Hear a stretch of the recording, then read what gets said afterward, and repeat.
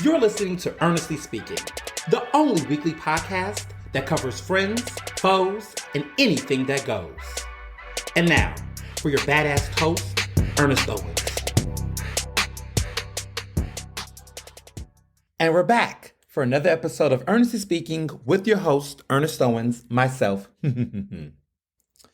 Wow, this month has been very action-packed, as you can imagine. January feels like it's like 3 months crammed in one. I really feel like everything that's been happening over the past couple of weeks have just been hella intense. And we're just starting 2024. And I already feel like I have been through an entire season in one. It's going and it's happening. And, I'm into it. So I officially start at Cheney University for the second semester this week. Last week, classes officially started, but because of the snowstorm, we weren't physically in classes. So now this week, I start my second semester with this freshman class, doing freshman seminar and getting them ready. So I'm a little excited. I miss being in, my classroom and seeing my students. And so it's kind of cool. And I also watched The Holdovers again, which has really grown on me. I liked the first time I watched it, but I even loved it even more. Watching it a second time. It's very sentimental. It's Oscar nominated, which we'll be talking about the Oscar nominations later in this episode. But it's on Peacock for those who have not watched this great film I keep telling people about. That is, we have a Philly, divine Joy Randolph, who is a Temple alum from Germantown area, Black actress.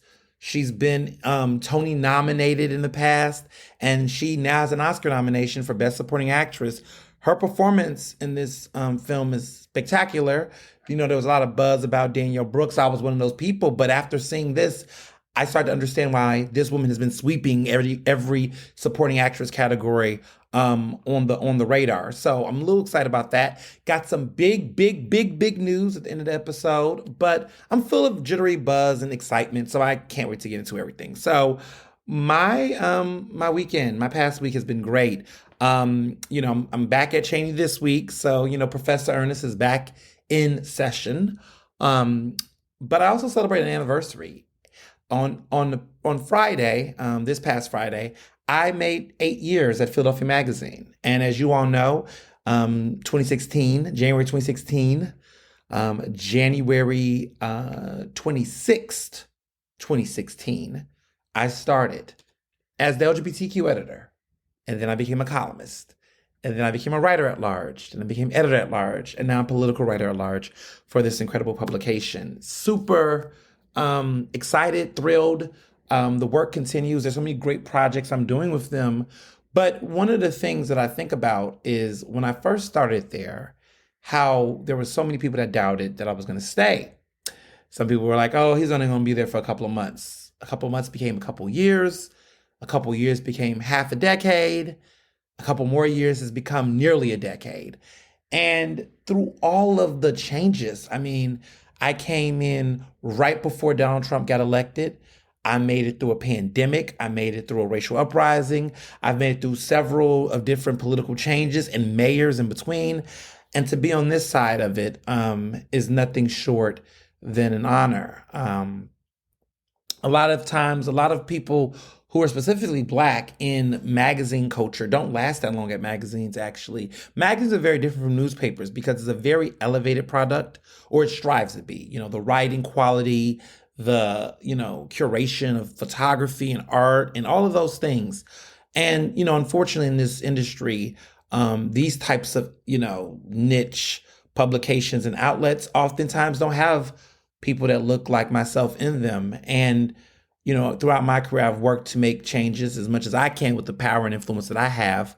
But there's always going to be shortcomings when you don't own a particular place or space. But what I will say is that being at Philadelphia Magazine, I know that I've left an impact and I continue to make an impact there. The work that was there before I came and the work that has been since I've been in this place, unmeasurable. Before I was there, There was a controversy around a cover that they did in 2015 that featured, a bunch of kids from a school talking about Philadelphia schools, the public schools, and there was not one black child on the cover. A couple years before that, there was a massive cover story that was super controversial called Being White in Philadelphia that had so many issues with it. And interesting enough, I don't really say this often, but when I was at Penn, I was an editorial, I believe, fellow or intern for the magazine. And I was actually fact checking on that story and didn't know it was that story, but was remembering some of the calls and things I had to call and help with in that process. And funny enough, when the magazine did come out and the issue did come out, I left. I did not come back. I just stopped showing up and I just basically quietly quit it. And it was a different editor then. Tom McGrath was the editor then, was the editor-in-chief. When I came in, Pratchett Kirsta was the editor, and then he left to go to the Inquirer and become their managing editor. I was under Patrick Kirsta, who shortly was in position, and then Tom McGrath got the position again, and then Tom McGrath and I worked together, and then there was, after him, Kate Daly, who didn't last that long. Like, it was a blurb, a little bleep in the timeline, and then Brian Howard, who I'd worked with for many years at the publication. Now he's the current editor, which in our magazine, editor in that role title means editor-in-chief, not just an editor. He's the editor-in-chief. He's the boss, but we use the word editor instead. So yeah, it's been a journey, and I learned a lot, and has had a lot of great experiences. When I went there, I did feel like a fish in a big pond. But I was someone who was very ambitious and understanding that if I wanted to write for Rolling Stone magazine, if I wanted to be published in The Nation, if I wanted to have the type of expansion of my writing on a long form level, I need to be at a place like Philly Mag. I mean, it wasn't, the Essence magazines, the Ebonies and all them, they didn't want me. People always will act like, and this is the anti-blackness of it all. People always assume that, there is that when people go in spaces that are white, that they're going there because they're anti-black. But the nuance and intersectionality of it all is that being black and queer, you often struggle in institutions that people claim are for you based on one identity, but oftentimes there's problems and not. This isn't to say that I have not worked with Black media. Of course I have. I'm at WRD every Thursday hosting Philadelphia City Council Live. I oftentimes write for The Griot, which I love. I've written for BET. I've freelanced for various other niche blogs and publications throughout my career. Don't have an issue with Black media, but some Black media have an issue with me. And that's just the belly of the beast. Even thinking about NABJ, right? National Association of Black Journalists, right? I'm their first ever member who's been banned in their nearly 50-year history. And I'm also queer, and I'm also young, and I'm also someone who's been in the freelance space. So the interesting is I haven't been banned or kicked out or had any issues at any other journalism organizations around the country. SBJ, Society of Professional Journalists, I'm on their foundation's board. Online News Association, active member. Even was a sponsor last year. National Association of LGBTQ Journalists, won an award. I'm a proud longtime member. Don't have issues, right? So a lot of times people will say those things. They say, well, Ernest, why you didn't go to HBCU? Unfortunately, the HBCUs was not giving the kind of scholarship money that Penn was giving. I got a full ride. I didn't pay tuition to go to Penn. But Morehouse, baby, they wasn't talking about Sally Mae. They wasn't trying to give me no real money. These other HBCUs, the scholarships are not there like they should, and so I had to make a financial decision because my mom and my parents, I didn't come from money. So I wasn't going to go into debt for my bachelor's degree. I just didn't do that. And so I made the best of my experience. I think I had a really great experience at Penn. despite the classism and all of the bullshit, right? But I found that community in the city of Philadelphia. I found it in West Philadelphia. I found it in, parts of the neighborhood when I could, right?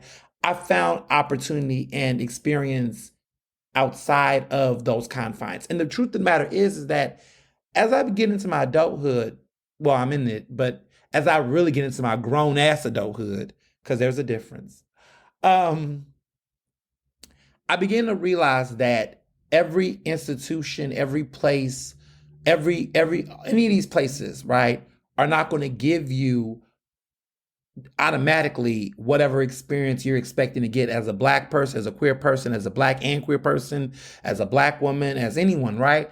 You have to really do the navigation yourself. None of these places are going to make you or give you those things by default. You can find them. You can find those experiences. Like for me, my experience at Penn was very Black. Like I lived in the Boys College House, which is a Black college house. Most of my friends were Black on campus. Many of them I'm best friends with to this day. I was just celebrating my pseudo wife's birthday. Pseudo wife, Samantha, who just had a birthday this past weekend. Happy birthday, Samantha, Sam Bam, Mary Poppins. I think about my friend Nina, who could sing her ass off. And both her and Sam sung their asses off. But they had this group they were part of called The Inspiration. And that was such a Black experience. And I think about my roommate, or as some people will say, tenant resident, inside joke, but Dr. Parks. We lived on the same floor in the Boys College House. We had Black ass experiences. I just think it's all about how you experience, how you choose to make that experience. I don't feel like I did not have a Black experience at Penn. My experience there was Black because that's the experience I created for myself. I hung out with Black people. I went to school. I had Black friends. I dated Black men. That just was I met my husband, my Black husband at Penn. But that was my world. There was white people there, lots of them.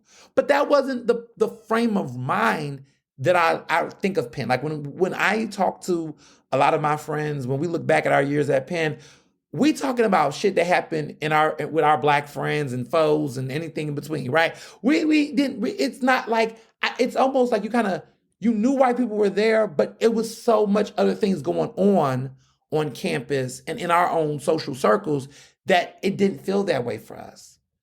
And so I think about that in everything I do, all the places I work and connect with and vibe, that it's really about how you choose to make those experiences. Now, if there's literally ground zero, no Black people, that could be tough. Now, listen, that's part of why I personally chose not to work full time in any newsroom, because I didn't want to be the only one.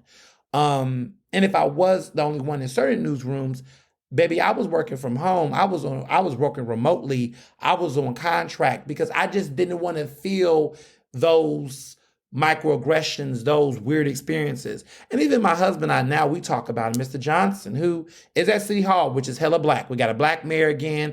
Most of the city council was largely Black and brown. He's a comms director for a Black woman who's in city council, Catherine Gilmore Richardson.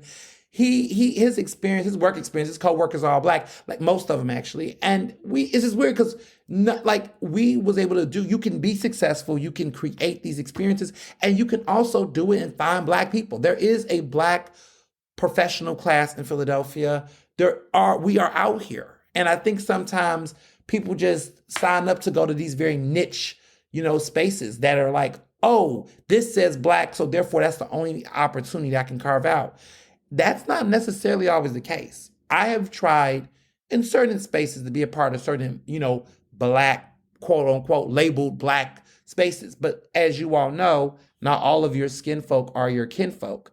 And so you can be in a situation where you are showing up, you trying to, be in the mix, you're trying to keep your eye on the prize, you're trying to stay positive. But there's just some people who are still colonizing the mind. They're still, traumatized in the mind. And you can't do anything about that personally. So how I've been, even, and let me be clear, this is not just for Black. This is for other identities as well, other communities. Because even as a queer person, a lot of the LGBTQ spaces in Philadelphia are very, cringy insensitive, toxic, problematic in their own rights. And for anybody who Google me, baby, because I keep that energy for everybody. It's not just why he only talking about black people? No, no, no, no, baby. I have gotten awards critiquing my own community, and I'm talking about the LGBTQI community, in addition to issues I've experienced in black. All these communities got their problems, and there's their own systems and their own elitism and their own gatekeeping. It's the same shit, no matter whether you're marginalized or not. People always think that marginalized people cannot also carry, problematic traits. No, they can, because there's always, gender, sexuality, class, levels that within those communities are still being upheld, because for whatever reason, people, even though they're being oppressed by white supremacy, still want a sip of it so they can apply in their own right to get a dose of whatever power they think they do. There's some interesting conversations being had right now during this 2024 election about black men, about, religion, about all of these different elements that will still even further suppress a marginalized community. But, I wasn't even trying to get that deep in the first couple of minutes of the show. But, anything goes here. So, yeah, I really, have taken the time to really navigate what is community to me. What does that look like? How can I, feel that? So I'm gonna make that point. That's how I feel. So Emmys, I'm the proud VP, regional VP of the National Academy of Television Arts and Sciences Mid-Atlantic chapter. We had a retreat outside of KOP this weekend, doing some great work. The Emmys just aired on TV, the primetime Emmys, but I'm working on the Mid-Atlantic, chapter. And I'm excited. I'm loving it. I'm loving it. And it's great work that we're doing there. So it's great to catch up with some good people, and network and all of that. And, really get ready to produce another great Emmys that's going to be in Pittsburgh. This is the regional Emmys that we're working on over here on the regional level that's going to be in Pittsburgh this year. So that's going to be exciting. But I'm super excited about the work. And, I was telling one of my friends recently, that there's a lot of conversations about these awards. Everyone's always we need to have more nominees, diversity, this, that, and the third. And what I want people to understand, and I'm talking to people in these industries, not just in television or the recording camp. I'm just saying, if you are a member, if you are a professional, working in different types of things, I want to say medicine, sports, whatever you do, you should find associations and organizations, whether they're maybe unions or guilds or whatever the case is. You should join and be a member of these places, because that is the space where you can be a voice of change. You can really, take over or change the outcome of something based on numbers. There's strength in numbers. And so when I'm talking to a lot of my black and brown friends and people in these various institutions they're a part of, I'm asking questions. Are you at the table? Are you a part of the associations? Are you showing up? Are you doing the surveys? Are you, exercising your right to vote? And I'm not talking about in just political elections, but in other type of elections. Are you volunteering? Are you joining the committees? Are you joining the boards? Are you doing the things that can be able to change the outcome? And on an industry level, I'm thinking about people that are music artists. Are you joining the Recording Academy? Are you applying to be a member of the Recording Academy if you're eligible? Are you joining the National Academy of Television Arts and Sciences? Are you joining, where the Tonys are, the theater wing? Are you joining these institutions as a member? Are you paying dues? Are you showing up to vote? Are you participating in surveys? Because the reality is that doing that will make you eligible to vote for people, right? Are you a part of the Academy of Motion Picture Arts and Sciences, right? Where you have an opportunity to nominate somebody in a category. Because I'm telling you, when I learned that many years ago, it's been my mission to be, as a Black creator, as a Black artist, to be in those spaces so I can be able to help shift. And what you're seeing right now in these diversity wins, the Emmys, what you're seeing in some of these categories, these nominations, is you're seeing a paradigm shift because more and more people are starting to understand the process and they're getting in there and they're speaking up. That's how it works. Quinta Brunson became the second Black actress to win the lead actress award in the comedy category. That's crazy, y'all, and that's ridiculous. But you know what else happened this past year? That writer's strike, the entertainment strike, there's been an increase in Black and brown creators joining these academies, joining these guilds. And that, I believe, is shifting how people are showing up and voting. We're seeing more people of color participate in this process so that people like Quinta and others that are coming in, like Noah, Trevor Noah finally winning an Emmy, right? That these things can happen because we're showing up in numbers and we're being a part of that change. And so while there is a lot of room to be apathetic and complain or say this stuff doesn't matter, and that's fine if you don't think it matters, you can't be the same person that then goes on Twitter and go, none of our people was nominated, so we weren't there, we got snubbed. We can avoid snubs if we show up. And so either you're going to ignore it and say, fuck it, I'm just looking at the NAACP awards, which is fine, right? Or you can say, you know what? I'm going to do both. I'm going to show up and vote for the NAACP awards, and I'm going to support Black artists. And I'm also going to be a part of this academy and these group and help, influence those awards so that both of our artists can get both. Why do they have to get the NAACP Image Awards only? How about we giving Oscars, Emmys, Tonys, Grammys, NAACP Image Awards, Source Awards, RIP, but I still like the Source Awards, Soul Train Awards. We should get all of them. Okay, we should get all of them. We deserve all of them. We are literally the source, the lifeline of artistic expression and creativity in America and around the world. So that's my attitude. That's how I feel. I feel like there should be more of it rather than us just say, forget it, they're never going to see us.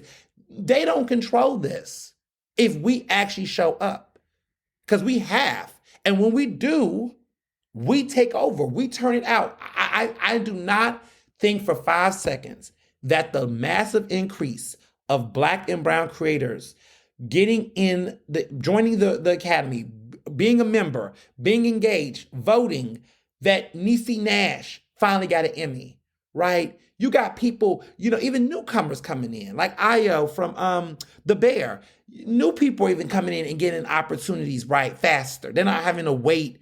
What was interesting was Shirley Ralph, when she won, the previous year, she was the second Black actress to win supporting actress in comedy.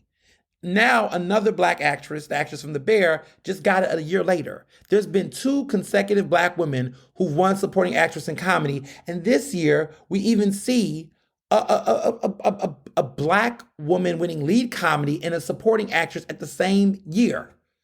This year, at the Oscars, which I'm going to save my thoughts about the nominations, but you got Domingo Coleman, Black queer man, getting nominated for Rustin, right? First, that's the second time in history it's ever happened where a queer actor gets nominated in the same as playing a gay character. It happened this year twice. It happened with Jodie Foster and Nyad for Best Supporting Actress, because Jodie Foster is, as you all know, a lesbian, and she plays a lesbian in this film, Nyad. Domingo Coleman plays Rustin, who was openly gay. He's openly gay.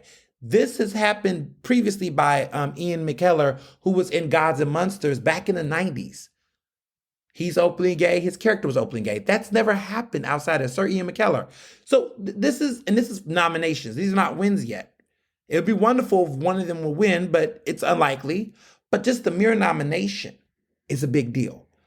And so this can only happen when you diversify and you increase the number of people that's in this process that can vote and can nominate. Just saying. Like we gotta be a part of the change if we want to make the change. Now, if we are in the change and the change ain't coming fast enough, Beyonce, Should have won album of the year last year, man. Then we got to keep pushing, or we got to choose to officially leave. But it doesn't seem like we want to leave just yet. So then what are we doing to make sure we increase opportunity access? My public service announcement wrapped up. Other great things that happened.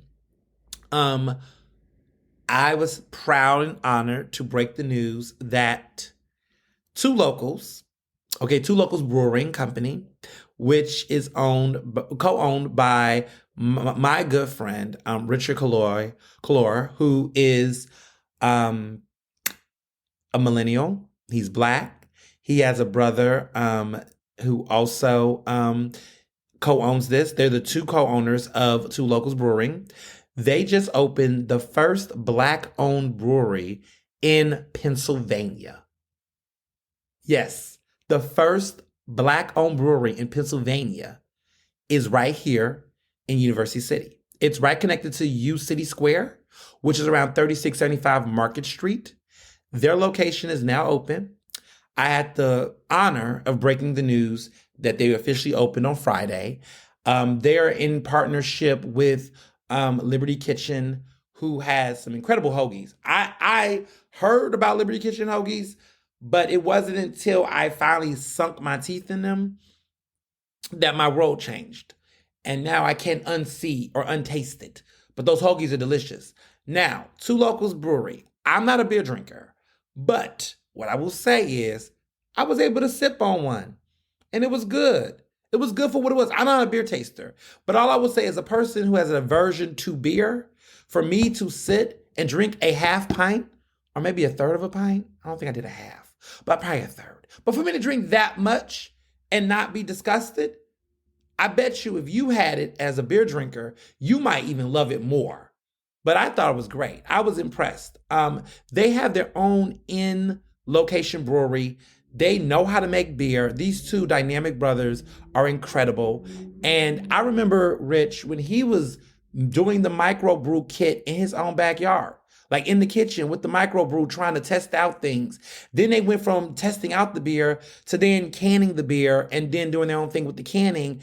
And then they started selling them in individual shops. And then next thing you know, I remember, Mr. Johnson doing some collabs with them with his cocktails. And then next thing you know, they're working out of someone else's brewery, in Fishtown. And then next thing you know, they get a license. And next thing you know, here they are. Like, talk about manifestation. I mean, they've been doing this for years. This whole dream started in 2016. I feel like everything started in 2016. But Trumpism started in 2016, shit. But like everything, they started then, and from them to stay the pace. They didn't let the pandemic and all the other things stop them from making this dream a reality. And it's just interesting because at that time we were all like 24, and 23 and shit. And now here we are. And to be on this side of it, to see at that time, I was just starting at Philly Mag and just starting really, my journalism career really taking off at that point, but just at the start of that, and seeing him doing it and investing in it. And at that time, his world was different. He's now a husband, he's now a father, but before he was married to who he is now and having a child, he was in a whole different relationship. And I just remember there was certain people who was in that environment, in that space, that was just not, encouraging him like they should have. And yet he persevered. He got out of that crazy situation, transitioned, bossed up. And it's just a thing that I always tell people, that sometimes you can change your relationship dynamic and it can put you in an environment where you can then thrive and do well. And that's how I always felt. Like, I always felt like, look, if I'm in a relationship that's toxic and the person I'm dating is not making me feel fulfilled and feel comfortable and feel supported or feel like I can do my thing, it's not a conducive relationship for me to want to stay in. It's not something I want to be in. And so he got out of that situation. He's been doing fabulous ever since. And I think that's the groove, But he's doing great. His brother is awesome. His brother's older. They both are like, took this to the next level, and just such a wonderful thing. And what was interesting was that at the time, for people who are like wondering, first Black brewery in Pennsylvania, the label was always first Black brewery in Philly. That was what the title was. The title was always Philly's first black brewery because there was another brewery in Harrisburg called Harris Family Brewery. And they were in Harrisburg. They got their license before Two Locals did. And this announcement came out in 2020. So, I had to do my little research. So they had a license in 2020 and they had like a space and there was some zoning things, but they never took off. They never actually created a space. The brewery still has not happened, even though their whole website, their whole framing has always been, Pennsylvania's first black brewery. But the reality is that they never actually created it. The brewery is not allowed. It's not allowed. It doesn't exist. It's not out. And so they're still, for whatever reasons, pushing to do it. There was an article that came out, months after they announced that they were in position to or set to become. But I always tell people with businesses and restaurants is that, the restaurant business as a food I will tell you is tricky, right? People can get a license. People get all those things. But until you pass inspection, until you get the thumbs up to open doors, until your lights are on, and y'all saw The Bear, right? For those who watched it, you remember the first season when they were trying to do everything to pass the inspection test and get everything moving so they can be able to open the restaurant because they took all that money out. It's crazy to do all that behind the scenes, especially if you don't come from money. You got to take out loans. You got to prove that you're profitable, and you got to make sure you earn that money so you can pay off your investors and then be able to take it to the next level. And I think what they're doing is phenomenal. They are about to make bank over their Two Locals. The first 2 nights I've seen packed. The first night, it was a miracle. I was the first to break the story and announce that they were opening. And I dropped the story at around 3 p.m. They told me their doors were open at 6 p.m. I blasted that story out, got it in the public's eye. Y'all, 6 o'clock, people showed up. They were packed that night, packed. I looked at some of the photos. It was black people in there, white people, everybody came out and was in the masses. Last night, saw another video. Every video I've seen, just packed tables. People are coming. Families are coming. People are eating. If you have not gone yet, here's your official reminder to go. Two Locals, 36 and Market. Show up, right? I don't even drink beer, but they also have cocktails, by the way. They have cocktails and they got some good ass food. So if you have not had this experience, and you will see, this is the thing, all of my, white allies and folks that listen to this podcast, these are the things you could do outside of doing other things. Go to places like this. Tell your friends about places like this. Now we have a black brewery. Now you can go drink all the beer you want and watch the game. You don't got to get nasty Bud Light. You don't got to drink nasty Yingling. You can have Two Locals. You can have some style. You can have some quality. You can have some swag. And you can come and support a black-owned brewery. The only one in Pennsylvania is right here in Philadelphia. And they're also selling cans, too. They got cans. They got product, baby. You can take some home. You can gift it to a friend. There is legitimacy. We got it. So, shout out to my friend Rich and his family who made history.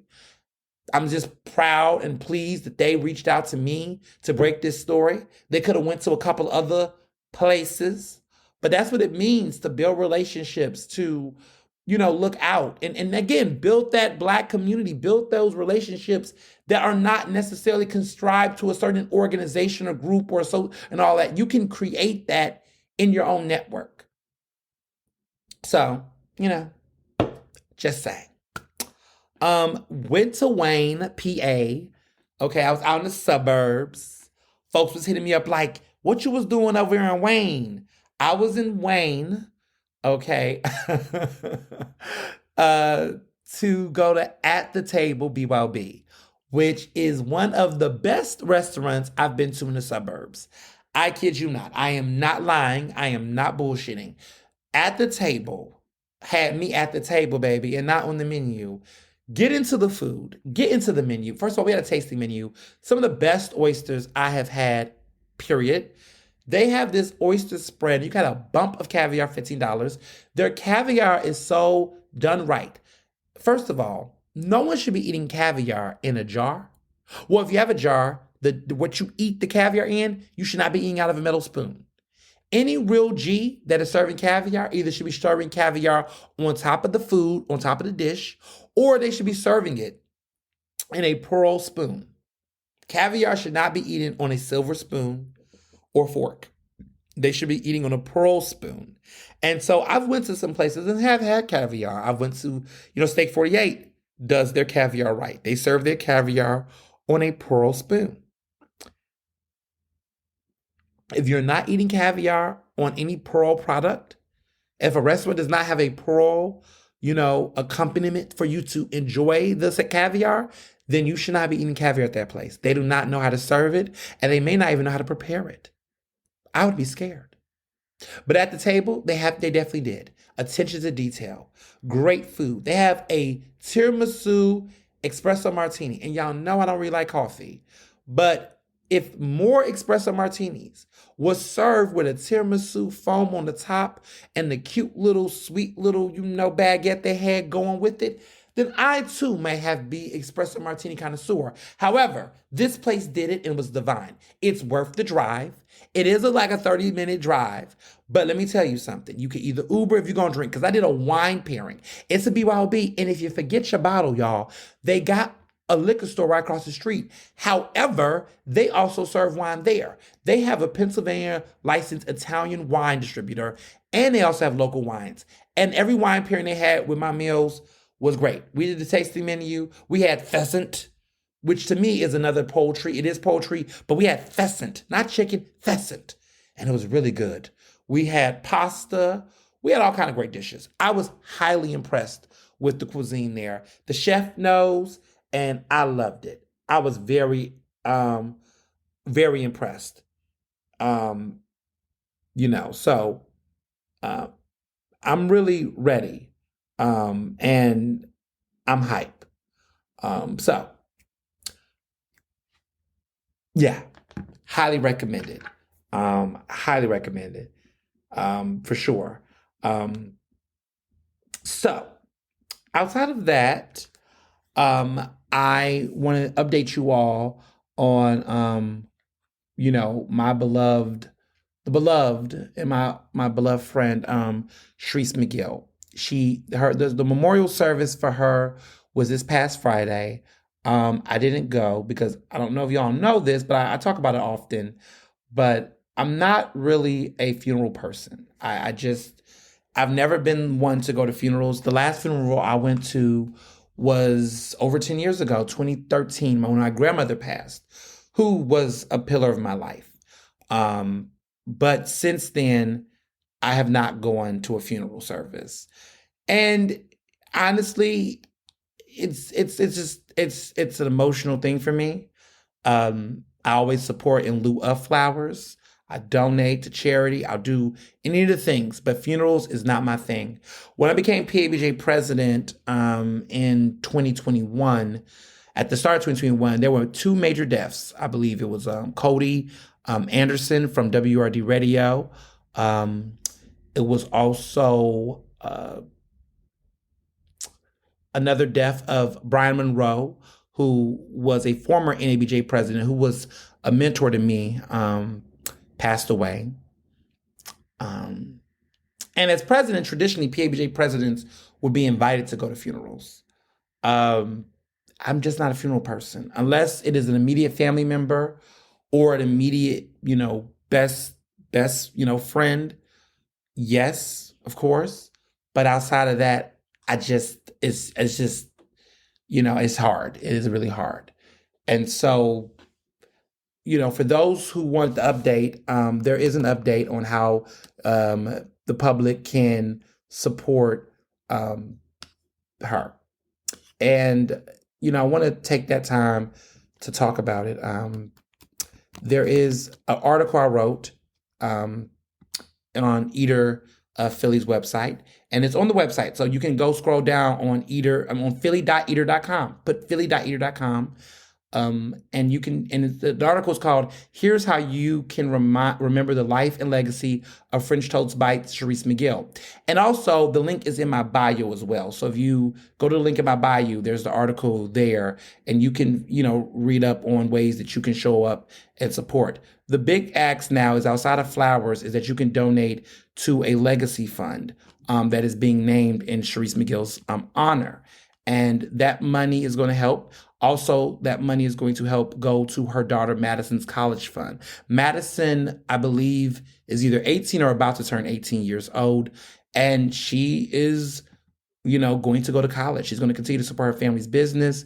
But she's also, planning to get a college education. Her mother was a proud college grad. Also got her MBA from St. Joe's. Went to Temple, I believe, for she got her bachelor's from Temple, her master's from St. Joe's, her MBA and master's in business administration from St. Joe's.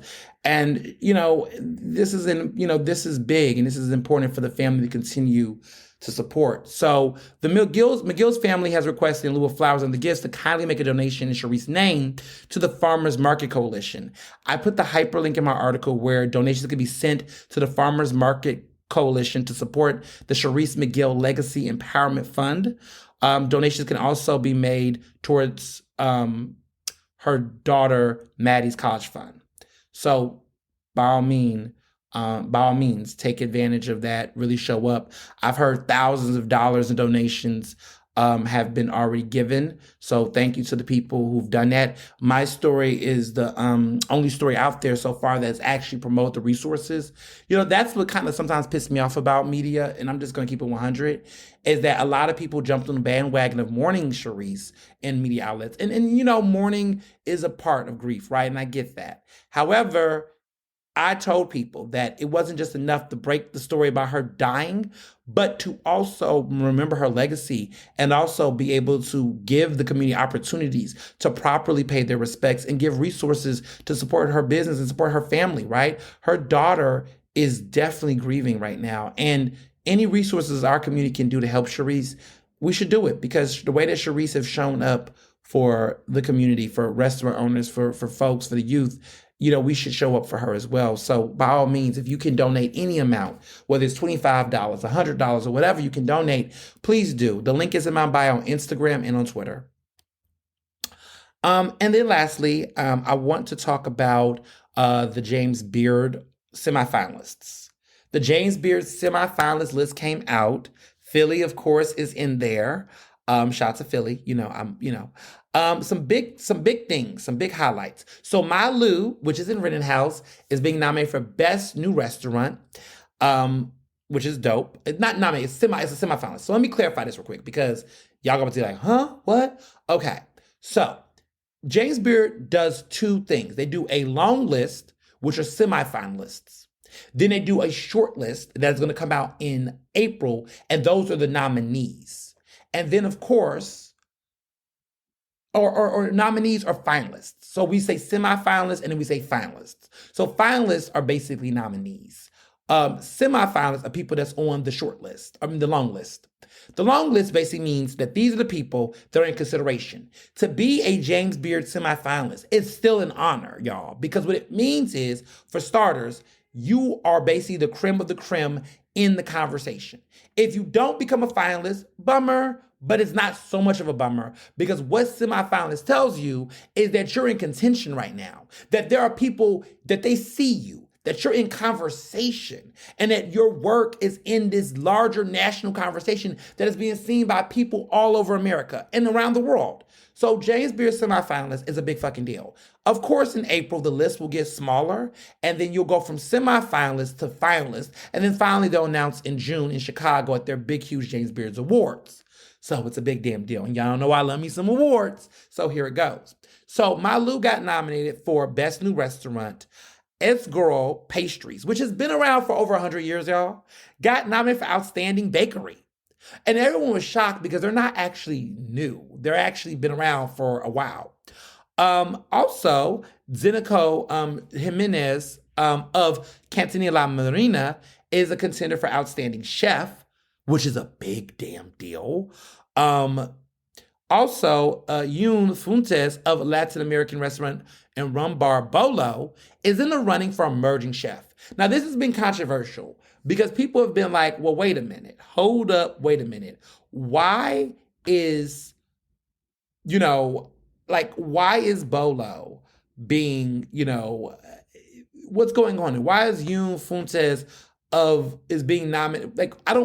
Okay, let me clarify why this is confusing. The executive chef at Bolo has been in the business for over 20 something years. Like, he's a pro. But this is his first ever restaurant he's ever opened. And so there's been confusion on whether he should be nominated in the running for emerging chef, because it's kind of like, is he really emerging? Because he's been around. But he has a new restaurant, so I guess that's why. Several other Philadelphia chefs that is in the category for Outstanding Chef Mid-Atlantic category. So this is Mid-Atlantic category. This is not overall. This is in Mid-Atlantic. Omar Tate and Sybil St. Aud Tate, who is, of course, the chef. They're the chefs of Honeysuckle Provisions. They're the co-owners of Honeysuckle Provisions. And I want to note something that happened, and there's been some chatter. Mad props to Omar Tate, who I just love so much, and I love Honeysuckle. West Philly, stand up. We got the fucking first ever Black owned brewery, and we have Honeysuckle Provisions. Like, what are we doing here? West Philly, stand up. But what I will say is that there was some controversy because initially on the semifinals announcement, they only named Omar Tate. They left out Sybil, his wife, who is the co-owner and the co-chef. Like, she is cooking them recipes too, but she's always left out the conversation. They are a husband-wife duo, a Black husband-wife duo that is behind Honeysuckle Provisions. There will be no Honeysuckle without Sybil. It can't be without Omar. They are together. They are a duo. And in my coverage, I have made a point to include both of their names. I've made it a point to highlight them. I did a write-up for them for the National Eater publication. We did a piece on best new restaurants, and the two best new restaurants was My Lou and Honeysuckle Provisions, two from Philly. And when I did the write-up, of course, Omar and Sybil, like, they both have to be in this conversation. But a lot of people have left her name off. And he spoke up in defense of his wife. And as a result, the James Beard Foundation corrected the semifinalist consideration and included both his name and his wife's name, as they should. And there's been people that's like, is that going to hurt his chances? Who gives a fuck? Because at the end of the day, they both should be on there. And that's just accuracy. And some things are more important than nominations. Sometimes it's about actually paying respects to your partner. If my husband, well, in this case, spouse, wife, in my situation, it would be ridiculous if, there was a situation where my husband was left off for something in honoring myself as a married person. Like, I don't know. I just think it's weird. But shout out to them for standing 10 toes down and staying on business for their business.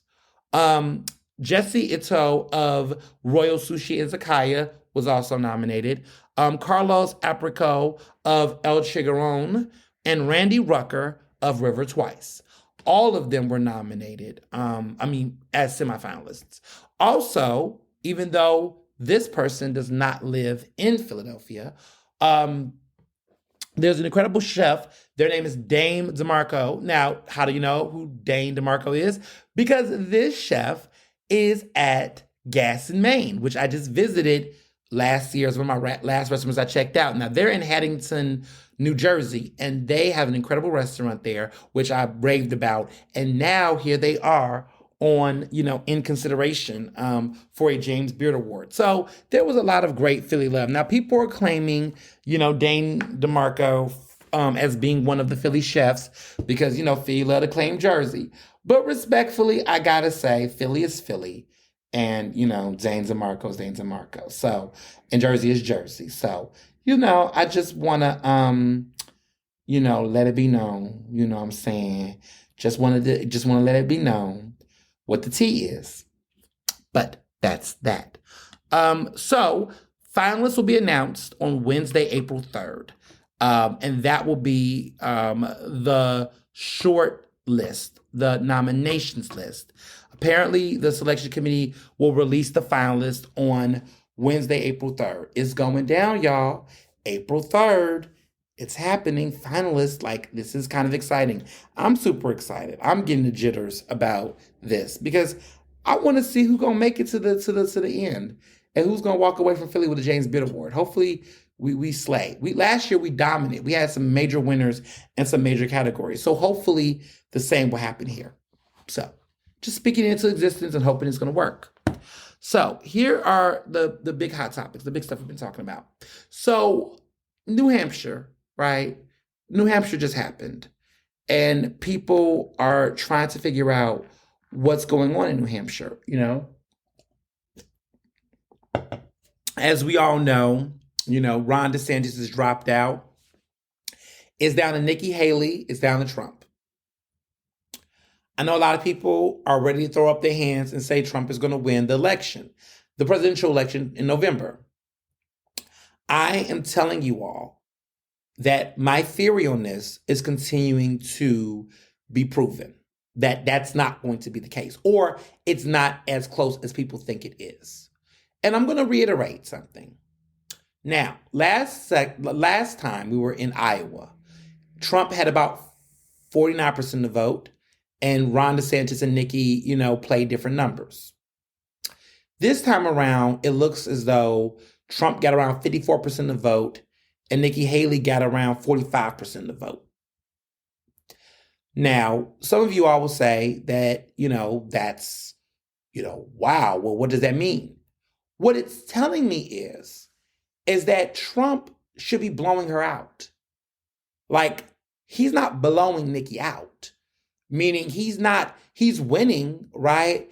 But he's not just massacre yet. I'm not seeing the massacres yet.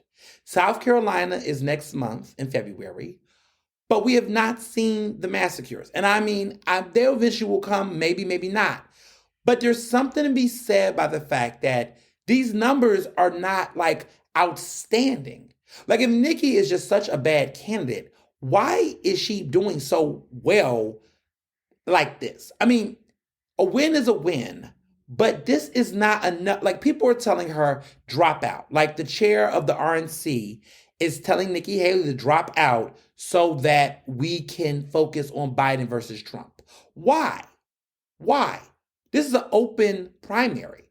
Why are the Republican National Committee, which is supposed to be impartial, really trying to argue for Nikki to get out?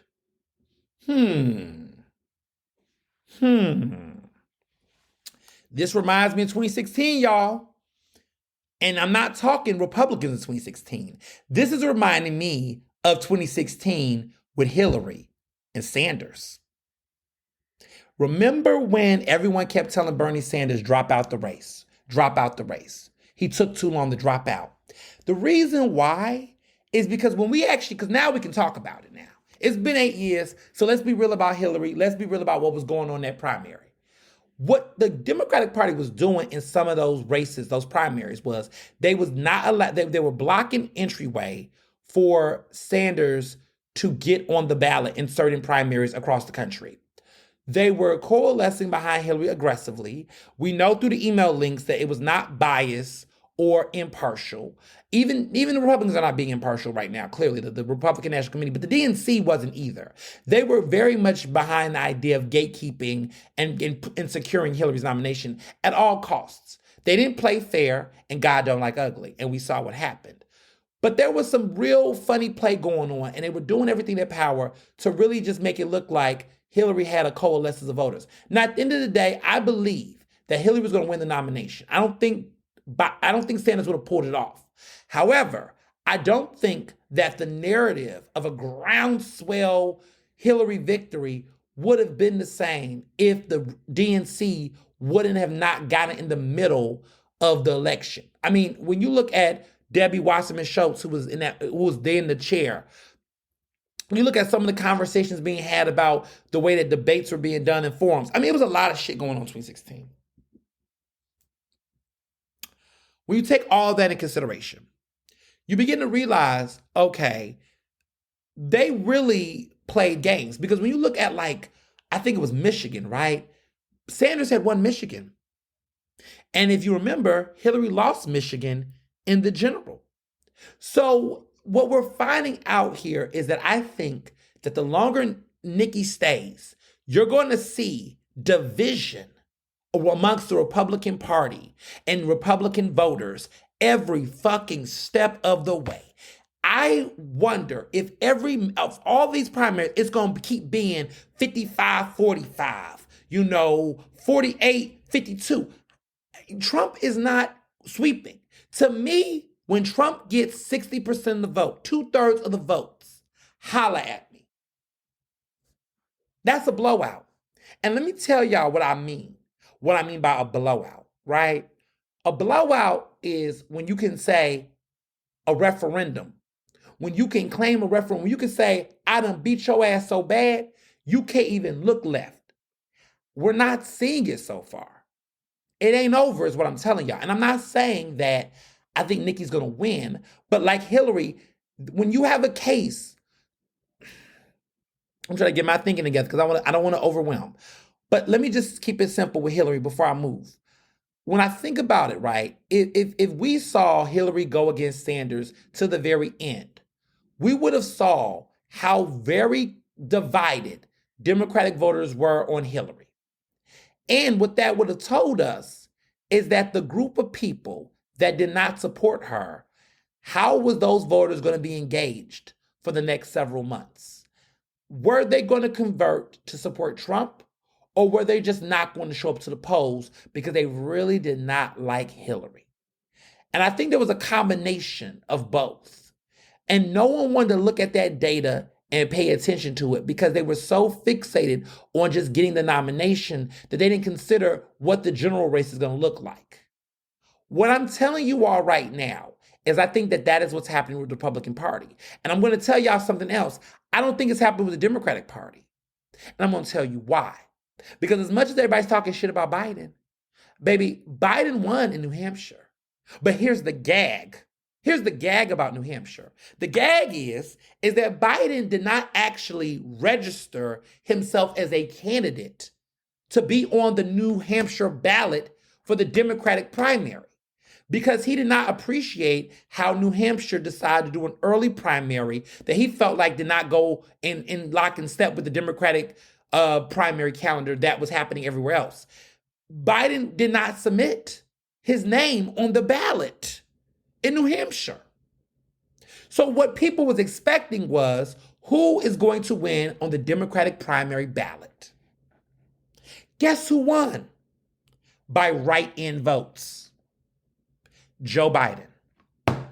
So what that tells you, okay, is but not only did Joe Biden win, Joe Biden ate, baby, over 60% of the vote in that Democratic primary in New Hampshire this year went to Biden in New Hampshire. And that was by write-in votes. Write-in. And y'all know people don't fuck with write-in like that. Mickey Mouse gets written in every year. The fact that he won by write-in votes by that vast majority and on a ballot that he wasn't on in New Hampshire where independents and everyone can vote, that tells you that in spite of all the chatter about Biden and the rightful critiques, the critiques is not leading to condensation. The critiques are not leading to people saying, I'm not voting. And to anybody who wants to play around this election cycle and say they don't want to vote, whatever. Because at this point, for me, I'm sorry. We're at the lesser two evils. And I can't afford to lose my marriage rights because I lose my benefits. And y'all not going to take away my health care. So to the people out here who want to play silly and say they don't want to vote, and you friends with me, you're not a friend of mine. I'm disowning you. I'm letting it be known. If you don't vote in the general election, okay, if you don't want to vote in the primary, whatever, child, it's the primary. But when we had that general election on November 5th, if you are not voting on November 5th, and let me be clarified, if you're not voting for the Democratic nominee for president, I don't know what to tell you. You vote third party, Green Party, you're wasting your vote. I don't care. Unfollow, unsubscribe this podcast if you don't want to hear my podcast. I don't care. Because this man has already, Trump's legacy has already taken away reproductive rights. Gay marriage is already on the docket for them to repeal. I'm sorry. What's next? What's next? Because it's going to go there. You give this motherfucker 4 more years, it's going to go there. Y'all want to wear handmaids costumes and shit in 2016.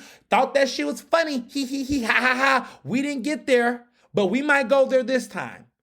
And I know. I get it. Oh, Biden. Why Biden? Well, you know what?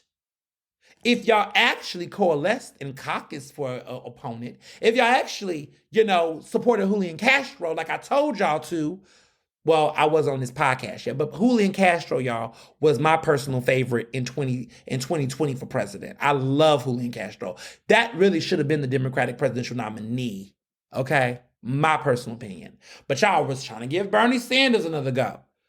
And I was like, let me be respectful. I'm going to keep it cute. I just knew that wasn't going to happen again. But y'all just really was trying to act like that was going to happen again. And it didn't. I feel like Julian Castro should have got the seat. We just got to participate more. We got to caucus more. If we want to change the political atmosphere, we got to. And how I know it's possible? Because I look at these local political races. We do it locally when we care. I've seen change in the community, in elected seats. I've been a part of that change. I've promoted that change. Change can come, y'all, but you got to step up. So guess what? People didn't step up and coalesce around an alternative candidate. So now we got Biden. Listen, at this point, I just need to preserve what I have. I know I can't gain new ground, and I know that makes some people upset.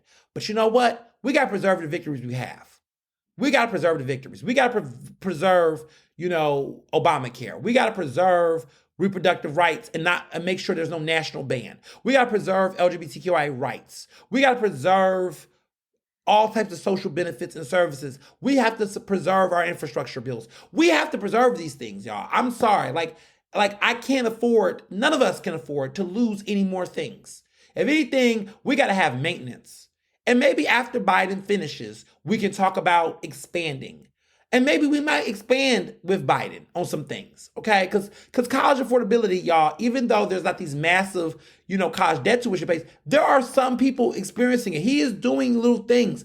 And I think we underestimate it and we downplay it, but there has been some progress. But we just really need to keep in mind that just not voting is just automatically telling Trump he's got it. And I'm not telling Trump he's got it. So y'all got to get off your asses and stop playing. I know it's annoying. I know these are not the best picks, but goddamn it, I know one of them is better than the other, and I cannot afford to lose any more things with this motherfucker coming back. Because lame duck Trump is Trump on diabolical. And mind you, it may not even be lame duck, because he might go up in there and do a whole constitutional overhaul. Look up Project 2025. Stay woke. So, speaking of losses, let me get back to my theory. So, because I digressed. So, now that I broke down the Hillary Bernie Sanders thing, let's get back to Nikki and Trump. So, with Nikki and Trump, what I'm seeing here is if Nikki keeps going down the pipeline, running and consistently running, her race is getting momentum. She raised more money. Her super PAC raised more money last year than Trump's super PAC. Stay woke. Okay? Stay woke. There's a reason why some of these Republicans are trying to keep Nikki out the conversation. Because let me tell you something. The more that Nikki continues to run against Trump, you're going to see that Trump is not doing the choke slams that he used to do. Trump hasn't had to run a primary in 8 years. What that should tell y'all something. The fact that Trump hasn't had to do a primary in literally 8 years. It's wild that he's still winning in some of these states, but it's not over.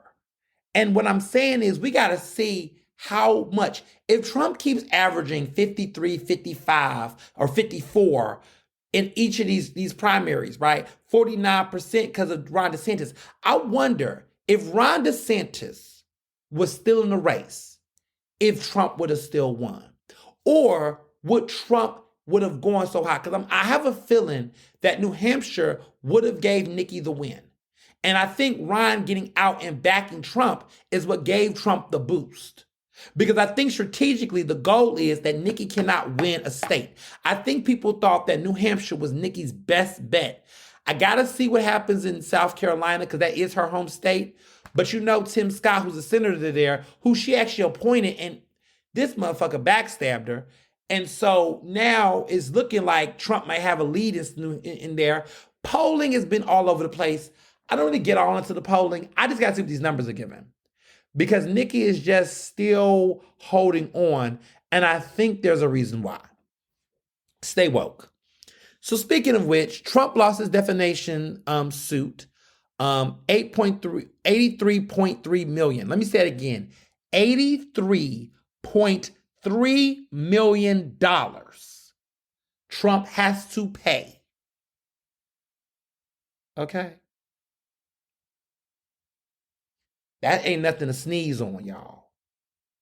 Defamation suit, sued for damages. He defamed her. He's been convicted. He's been found responsible. He lied on this woman. Lied. He lied. He lied on this woman. And this woman has been able in a court to prove that he sexually assaulted her. She took it to trial. She went all the way. She took Trump all the way to court. And he lost. E. Jean Carroll is her name. E. Jean Carroll, a New York jury ruled that Donald Trump has to pay her. E. Jean Carroll, he has to pay her $83.3 million in total damages for repeatedly defaming her after she accused him of sexual assault.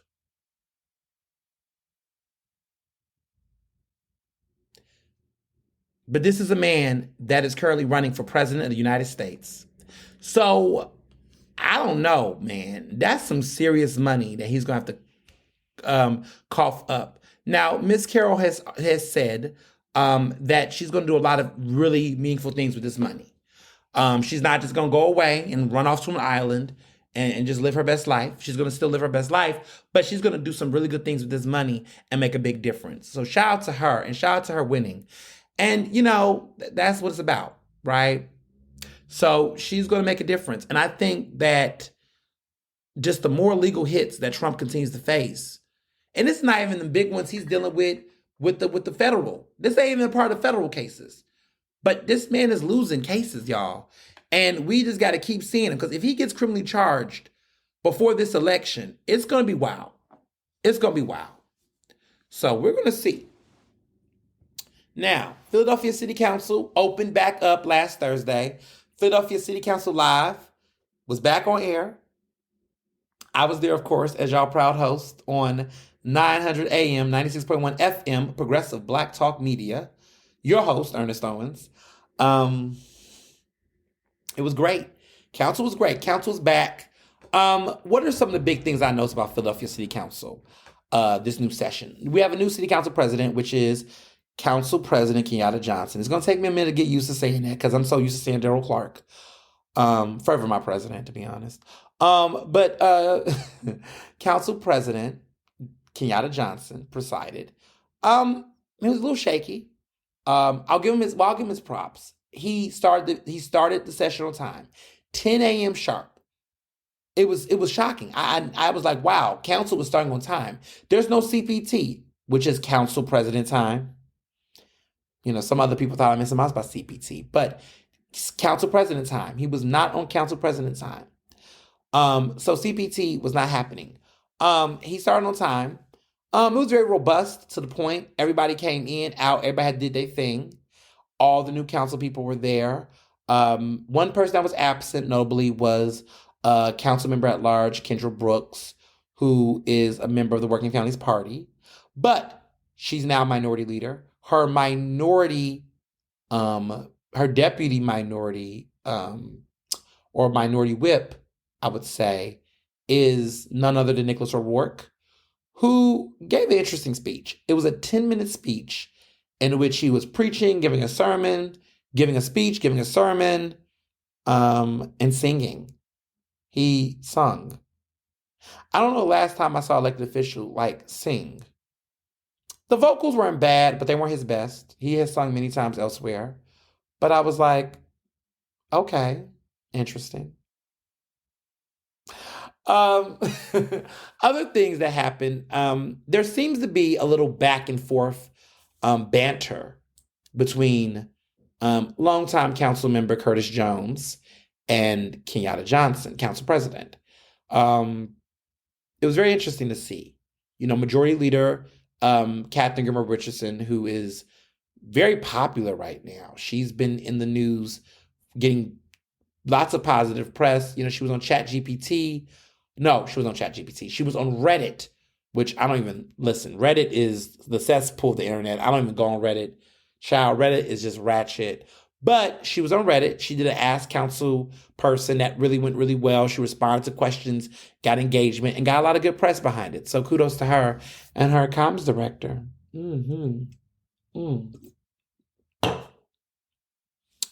But she did Reddit. It was a success. But the banter between Council President Kenyatta Johnson and Curtis Jones was very showing.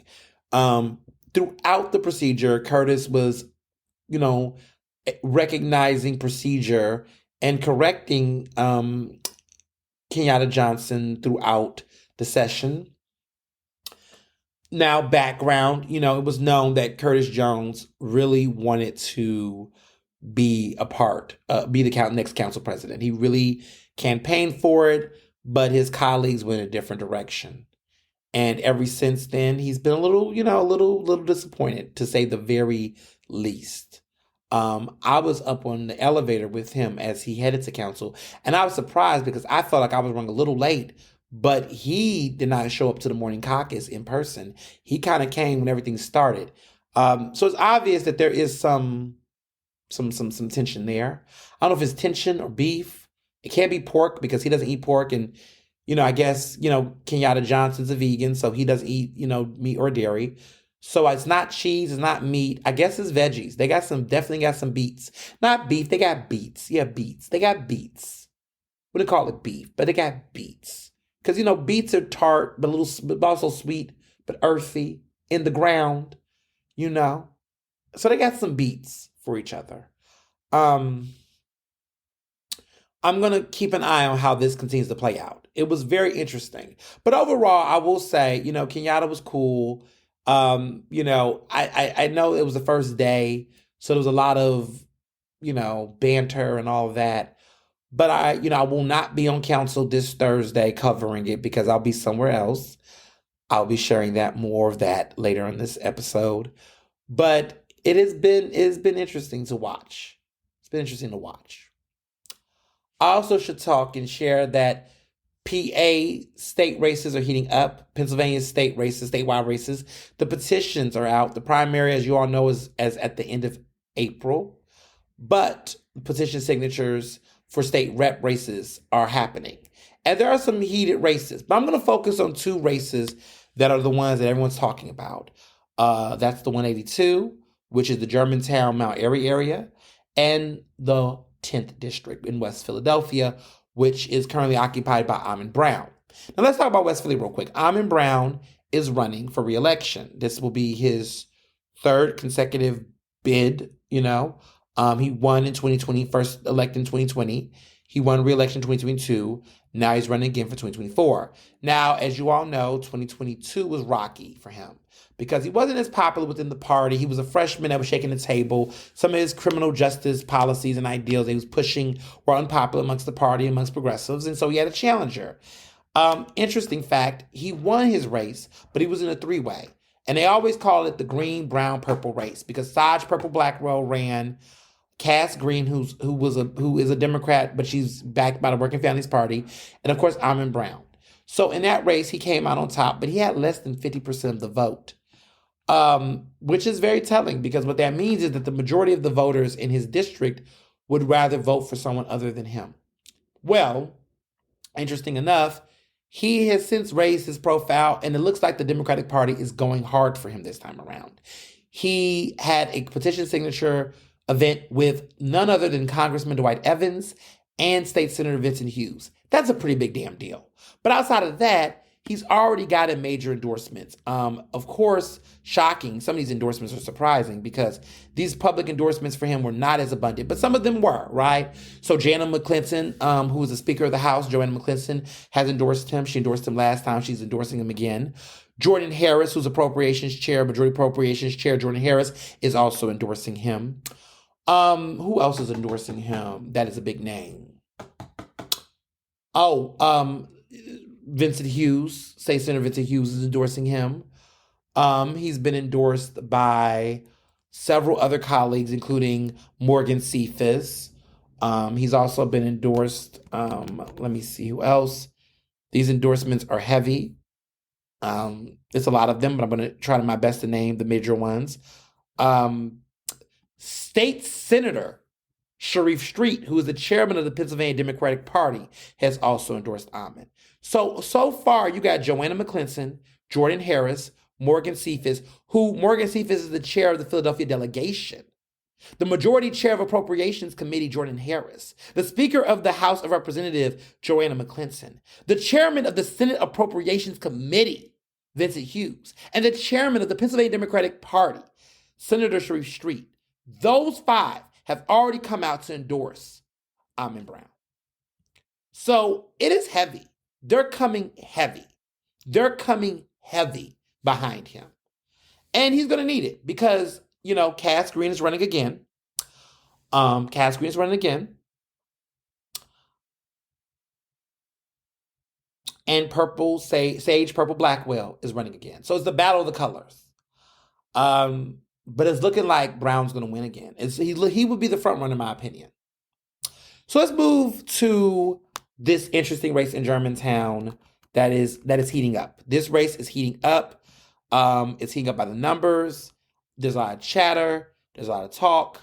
So in District 201. I said 182 earlier. My bad. Correction. In House District 201. Okay.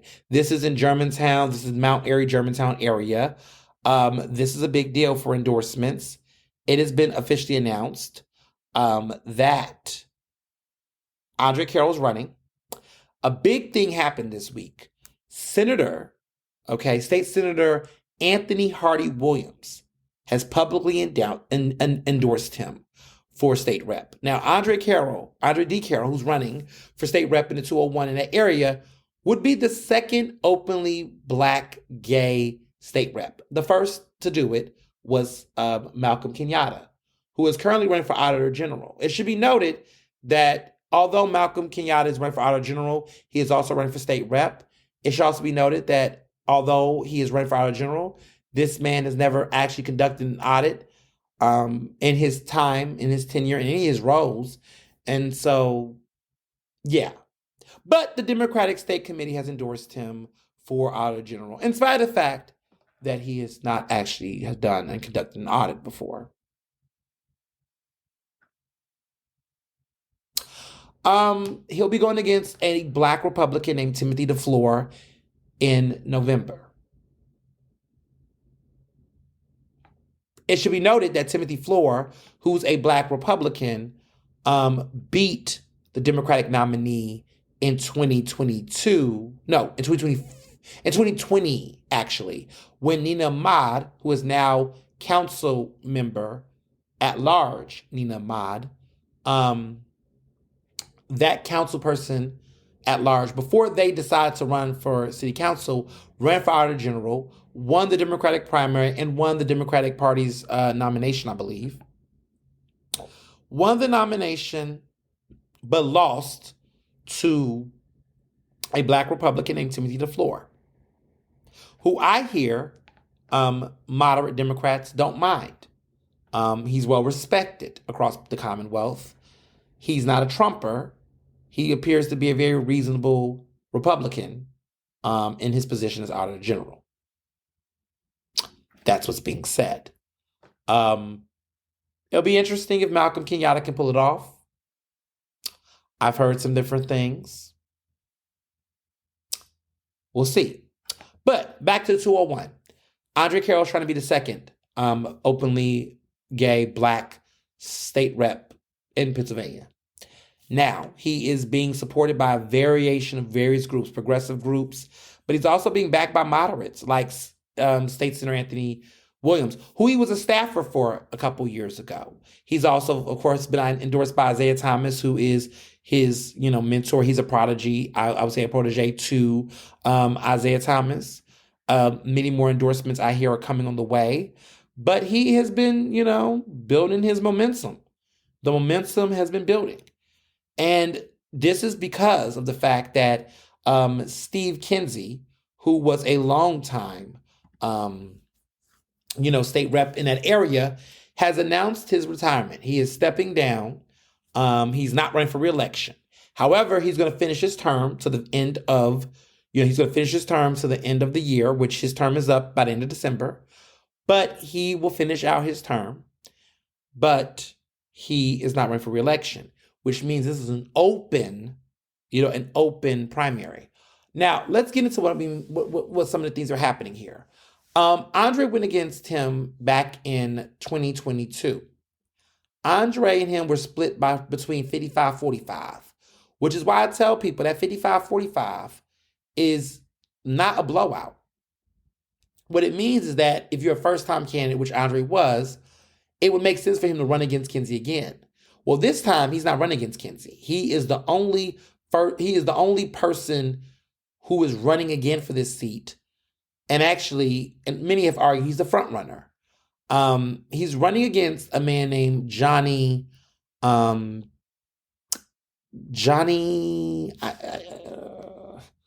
think his name is Johnny something. I can't remember his name, but that says something, because I think the reason why, I'm not trying to be shady, but I'm trying to figure out who the Johnny guy is, because the thing about this Johnny guy who's running for state rep, I haven't, seen any much news about him.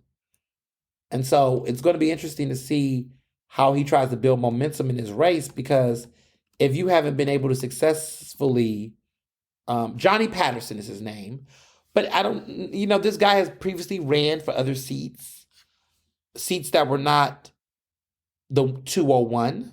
He previously ran for the 197th seat, and that was in November of 2023. He announced he's running for state rep in the 197th legislative district. Now he's running in the 201 district. And so I don't know how that's possible, but it just seems like a lot of people will just run for whatever seat and don't think that people might, scratch their head on that. You're running for the 197, announcing that in November 2023, but now you're running in the 201 in January. Interesting. Another person who is also running is a woman named Salima. Her name is, apparently she's running. Her name is, I'm going to do the research, look it up, because I think I had the information. But her name is Salima. She's running in the district as well. I'm trying to look up campaign finance records. It doesn't appear that these people have raised any money for their race. Now, Andre Carroll has raised money for a while, but I'm looking at this data, and the information showing me is these people has not raised any money. So I'm kind of confused about how they plan to actually make a case.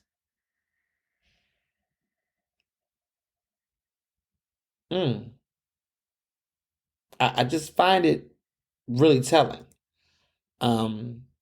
Personally, running for an office is interesting. So her name is Salima Hodge, or Selena Hodge, I guess her name is.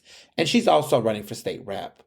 But I've heard some things over there in Germantown that has been really interesting. I've heard that there is some infighting amongst some of these Democrats. What I've heard is that council member district councilwoman, city councilwoman, Cindy Bass, has been very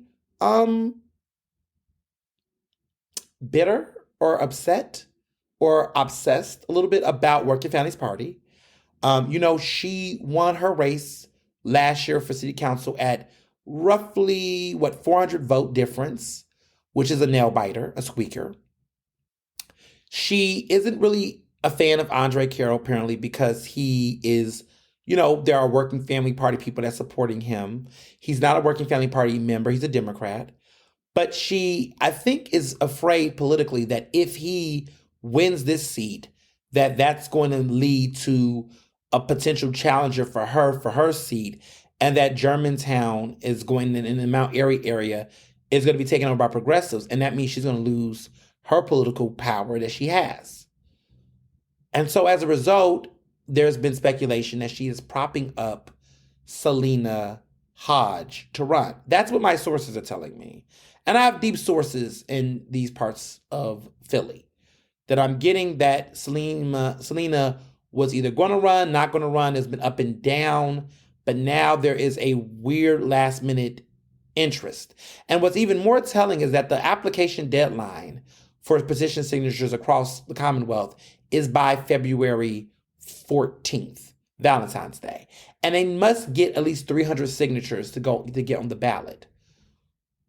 It's going to be interesting to see who gets on the ballot, what happens with these ballot challengers, what happens with these committee people, these ward leaders, what's going to happen? Because I do sense Cindy is definitely going to be active in trying to skew the election in her favor around, how she gathers around ward leaders, committee people to try to ensure that Selena Hodge gets the seat.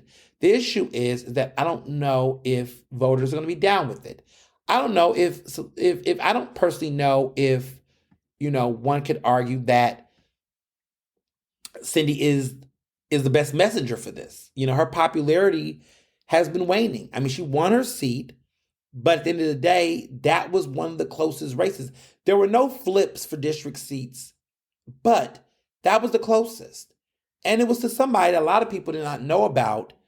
And so it's going to be interesting to see how this might play out. And if she does, if this situation, this state rep seat is won by Carroll, how that will impact her further political power. If I was in her shoes, personally, I would just not even get involved. But I think that there is a fear. And when people act out of fear, they start doing things that are only going to make matters worse for them. And so that is something I'm noticing here that is kind of concerning. It's like, why do elected officials do this, where they get in other people's races and get in races that don't have anything to directly do with them, but they'll try to find a way. So it's very telling, but stay woke. Also, media layoffs. There's been a continuation of media layoffs, y'all. I mean, Time had massive layoffs. Forbes had a walkout.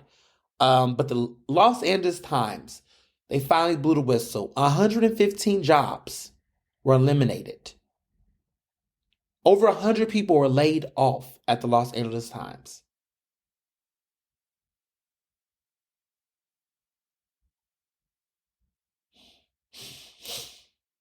That's brutal. That's brutal. That's unforgiving. That's that.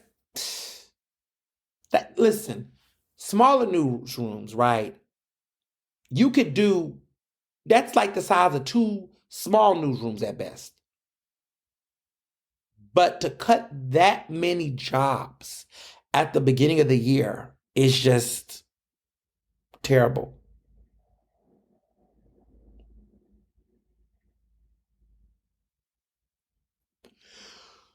It's terrible. It's terrible.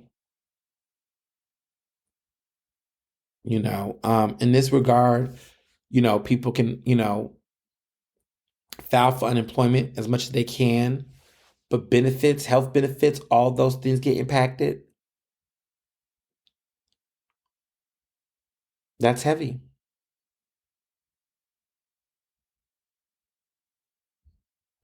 That is heavy. So, there's been a conversation about affinity groups, National Association of Black Journalists, NHJ, which is for the Hispanic journalists, Asian journalists, NOGJ. And it's interesting because all of them except one particular Black affinity group, as you can imagine, has not said anything about it. But the rest of these groups, NHJ Philly and the National Association for LGBTQ Journalists, NOGJ, they have said stuff. They put out statements. They're doing membership resources for their members. Of course, the Philadelphia Association of Black Journalists, which is PABJ, we didn't even wait, y'all. We came into 2024 giving out free memberships to celebrate our 50th anniversary, but because also, too, at a time like this, we need to bring Black journalists together. You know, there's other organizations out there trying to duplicate what we do, but I think at this point, everybody knows the difference between what's real and what's fake, and the work that we're doing and continuing to do at this time is very crucial. It's really sad to see other groups nationally not stepping up to do their part, but I'm also personally pleased to see the continuous support and love for all things. And just the fact that affinity groups now more than ever need to get the support. And these newsrooms don't care. Like, they're just cutting. And I do foreshadow that there's more to come. And it's telling. So this week's Ask Ernest, I got a really big question. And this is so funny because sometimes the Ask Ernest questions go in different directions. And this one's very unique. I remember last week's questions was like very much so sentimental. But this person asked a really good question. It was very simple, actually. It goes, just a question. And I really want to answer it because I haven't experienced this in nearly a decade. But it's getting close, y'all. I'm getting close to 10 years. But I'm going to answer this question if I still can brush off my chops. Someone asked me, how do you know if you're on a bad date? Oh my gosh. They asked that question. How do you know if you're on a bad date? I'm going to try to answer this the most. I like the question because I used to think people knew the answer automatically, but you know, it's very telling. Just saying. Just saying. So what I will tell you from my experience of what is, a good date or a bad date. A bad date to me, well, let me tell y'all what a good date is because I think we need to lay the foundations. A good date to me is when two people meet at a place, a location that both of them are comfortable with, that both of them are interested in, and is suitable to their, various needs or interests. Let's just make sure the setting is mutually agreed upon, mutually appreciated, and mutually of interest and taste. Let's lay down that formation. The date should be a date that includes an element of insight, intel, and a hint of intimacy. Now, what I mean by a hint of intimacy is that this isn't the first, some people are different. I am guilty. Sometimes I have gotten in on the first date, which can vary for different people. But, let's just say that to me, the first date doesn't lean into intimacy. It might lead to intimacy, but it doesn't lean into intimacy, meaning that the people involved should not come out with the intention of having sex on the first night. A good date does not determine whether you hook up on the first night. If you do, you do. If you don't, you don't. But that don't mean that it's successful or not successful if there isn't. Okay, let's just be clear. I would say on my first date with Mr. Johnson, we did not do anything on the first night, but we gave a really good hug, a nice hug. I don't know if there was a kiss on the cheek. I think I did get a kiss on the cheek. I think I got a kiss on the cheek. No kiss on the lips, but a kiss on the cheek I got. And I think part of it was because, honestly, I actually was just like, I wanted to, because my past, I don't like to use the word fast. I wasn't a fast car. Okay, Tracy Chapman. I was no Tracy Chapman with it. But I would just say that certain dates that I went on back in the day, sometimes It was a lot of drinking involved. And I'm not blaming alcohol because I'm an adult and I can control my liquor. And to be quite honestly, if I was choosing to drink that night and do what I was doing, that was because I was in that mindset to do what I wanted to do as far as if I wanted to, like, it was nothing that was making me want to do anything I didn't want to do. Let me be clear about that. I was never coerced to having sex with anybody on the first date. If I wanted to do it, I wanted to do it. If I didn't, I didn't. You know what I mean? Okay, that's what called agency is. But I would find myself in situations where I would go on a first date. And let me tell you about that first date hookup situation. Sometimes I would be in a situation where I'll be on a date and the date was good, or what I would call good enough, that quite frankly, I just saw it as an opportunity to hook up. And in many ways, I felt like I wanted to get to know the person before I did it. So I just didn't feel like it was a random hookup. Because, this is the early 2010s when, people was out here sex shaming people. So I felt like it would be weird to just hook up randomly without anything. So I will always say, okay, let's go to Mad Max. Let's drink some big ass margaritas and then let's have a good time. So I felt more comfortable because I felt like I didn't want to just hook up. And this is like when dating apps were just kind of on the rise. So nowadays, y'all just out here getting Domino's dick now. Now y'all just on the app and you can just get ass, piece of pussy now. You can just order it to go. It's Uber fuck now. You could let me just order me some dick. Let me just go in here, 6'1", top. Let me see. Ooh, yes, he is. Ooh, yes. He is. Oh, wow. He's into subdominant. Whatever. You could put all your stats on the app and you can order it like that. I want to say before I got off the market, that was just beginning to be a thing, like a real thing with the apps. But I was the type that would try to do the whole, let's meet somewhere, let's go somewhere, let's meet somewhere, let's go out for, dinner or go out for drinks or something. I would do something to kind of soften it because I just didn't want someone to just come up in my dorm and come up in me. You know what I mean? I wanted a little bit of space. So for me, I would always want to have the neutral space or the space where we can both, because listen, if it was whack, you could get your drink and I could get my drink and we can bounce. I used to meet people at bars in situations, do little eats. And it'd be a situation where, look, date was getting real flat. I wasn't really feeling the dude. I paid my drink. And then I moved around and saw someone else at the bar. I was like, what's good? How you doing? And there was a vibe. That happens sometimes, But, I just want to put that out there because sometimes, people will feel. But let me clarify that sometimes hooking up after the first date can oftentimes be the last time you deal with the person. Because maybe that's all it was supposed to be, was you just did the date so you could, do your thing, whatever. Which is why I tell people that the first date, I would say, do some insight. Now, some people do the most. But I do feel like these are things, if I was in a date setting, because we're adults at this point, not none of this little high school shit, college shit, okay? We're at the age where these are the questions that I would ask on the first date. I want to know what you do for a living. What do you do for a living? Let me know a little bit about what you do for a living. I want to know what your career is, because in my mind, I'm trying to get a feel for what kind of pressure or what lack of pressure you bring in. Oh, you in a PhD program. Okay, that's a lot of stress. You study a lot. Okay, so dates are going to come few and far between. Do I want that? Do I not want that? Maybe, maybe not. Who knows, right? Oh, you a journalist, so you an investigative motherfucker. Let me get it right. See, Mr. Johnson, I was still a student when we met, but he knew I was inquisitive because I was asking questions, but I wasn't drilling. I wasn't interrogating. But I want to know what you do. That's a fair question. I should know what you do. We should be talking about what we do as careers. If this person don't have a career where they want to talk about it or tell you anything about it, that's already a red flag for me. I want to know, what's your family life like? Have you been married? Do you have any kids?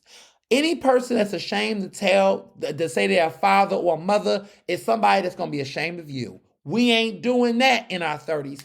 Red flag if you don't know if they got a kid or if they've been married. I feel like that's life. When you're grown, you got kids. If you don't have kids, it's okay, right? But you should share whatever that situation is giving. Now, I don't think that depending on the way y'all vibing, that you need to ask up front if you want kids or not. Because I will tell you, that answer will change. When me and Mr. Johnson was first talking, he was very much on the whole, I want a lot of kids. Ooh, I want a lot of kids. I want 6 kids. And I was like, 6 kids? But in my head, I was like, he ain't paid a bill. We in college. This man has not paid a bill. He ain't paid no bills before. That's cute. Wait till he pay a bill. Now, 10 years later, we are married, and we've been married for 2 years, about to be 3 years in October. And now he's like, kids, maybe, I'm not rushing. Oh, okay. Because the bills are rushing. Okay, it's the first of the month, baby. Oh, you wanna, you live a lifestyle. Oh, you done went to some people's house and you done realized some things. Oh, you done hung out with my little brother. You realize kids will eat you out of house and home. So now you rethinking the kid thing. Again, let me tell you my answer. My answer is I'm up in the air. I'm not saying I'm up in the air. I'm just kind of like, I don't feel a craving for it. I'm not pressed right now for a child. He's not pressed for a child. We're on the same page. Mentally, my answer was at the time was, I can't afford a child right now. Mind you, at this time, I was 22 years old. I can't afford a child right now, so I can't foresee. But if I was in a position where I could afford a child, I would consider it. I can afford a child. I will consider it. That's where I'm at right now with it. But those are the questions you need to have later on. I don't feel like you need to be talking about whether you want kids or not with somebody that you just meet on the first date. But you need to know if they have kids already, though. I think that's a fair thing. Because if you got 4 kids, there's going to be some different things. There's going to be some different moods, some different energies. I mean, I don't know. Some people might be like, well, do you take care of your kids, Nadavius Wilburn? Are you paying child support? Are you a rapper or football player? Because maybe that's going to determine how you will tolerate that. There's a lot of things to consider. Or not. But I need to know, have you been married? Because that's another story, right? If you've been married before. Because that will tell me, are you somebody who's the marrying type? Or maybe marriage has made you not be interested in marriage. Now, what I will not do, let me be clear, is ask on the first date, are you open to marriage? That might be a little too advanced. But you should also know the history, though. But you may not be that forward up front. For real. Now, I'm going to tell you where you can be forward with. Now, we're going to move to career, family life. Let's talk about your social life. What do you like to do? What's your hobbies? What's your vibe? Do you smoke? Do you not smoke? Do you got cats? Do you got pets? What's your energy? How you feel about those? Like general stuff, What kind of music are you into? Because there's a lot of things that's going to tell me some things. Oh, you a Nicki Minaj stan? That's a red flag. Oh, you really like Drake? Like you like Drake? You listen to R. Kelly? Still? Like there's some things that's gonna make you, that might tell you some things. You gotta get into people's cultural interest and taste, because that's gonna tell you some things. Now, politics is complicated. I do think to a certain extent you should ask people about what they think about politics. Because that's gonna tell you 2 things.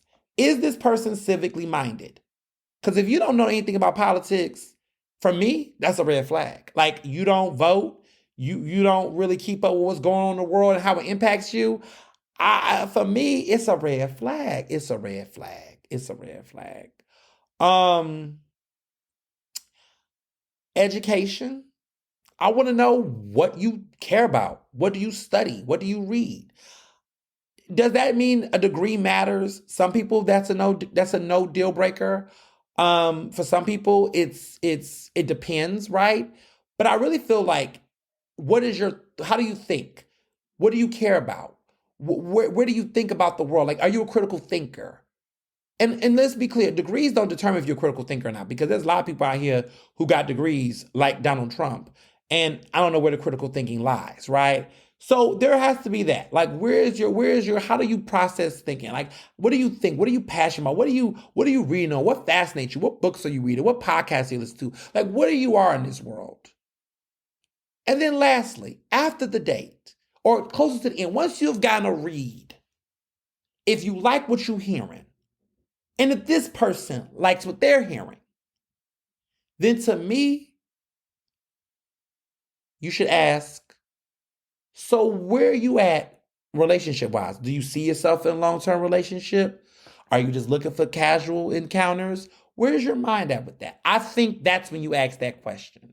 I feel like that's when you should ask it. If you start that question at the very beginning, I feel like you don't know. The answer could change based on the answer. Let me tell you why.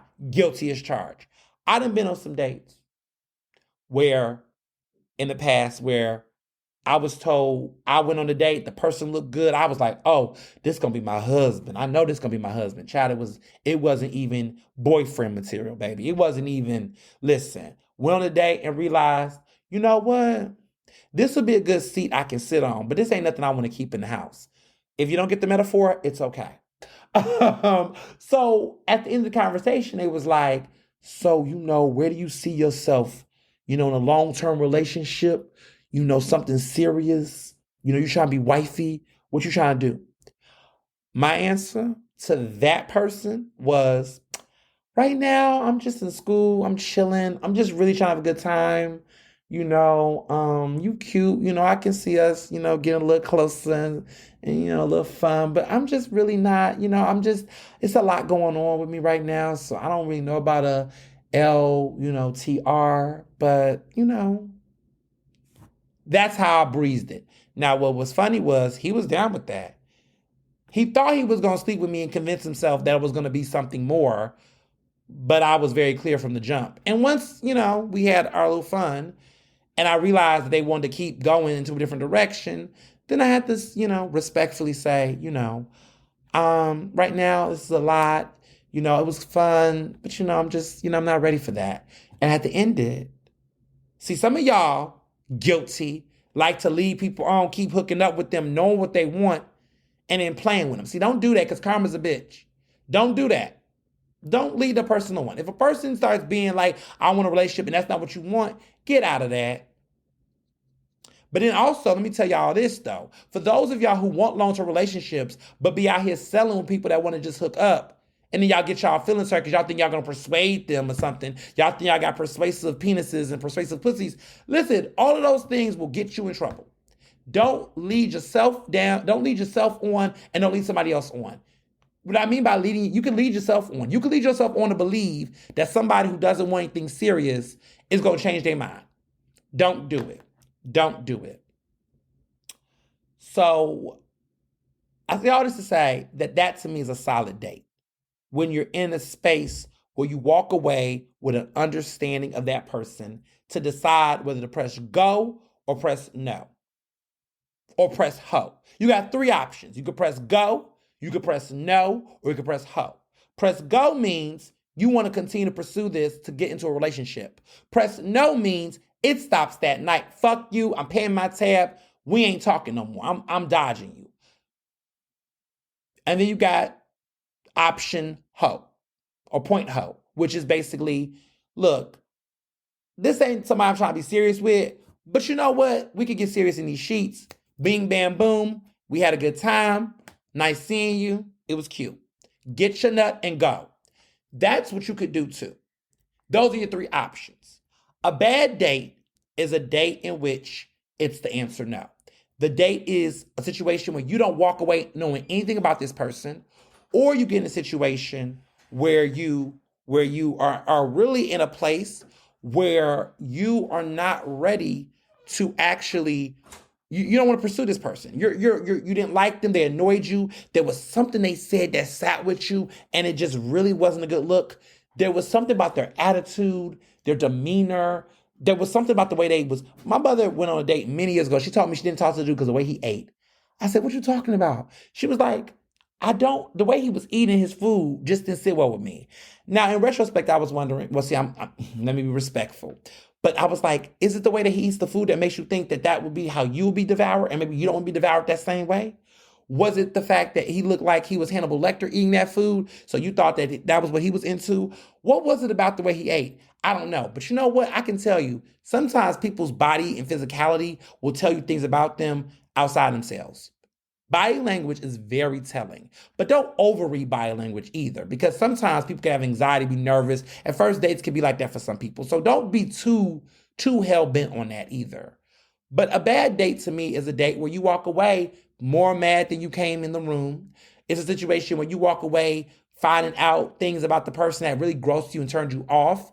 It's a situation where even if there's no violence, and I mean violence meaning like there is no argument or bad blood, you walk away just unsettled or just not feeling the connection.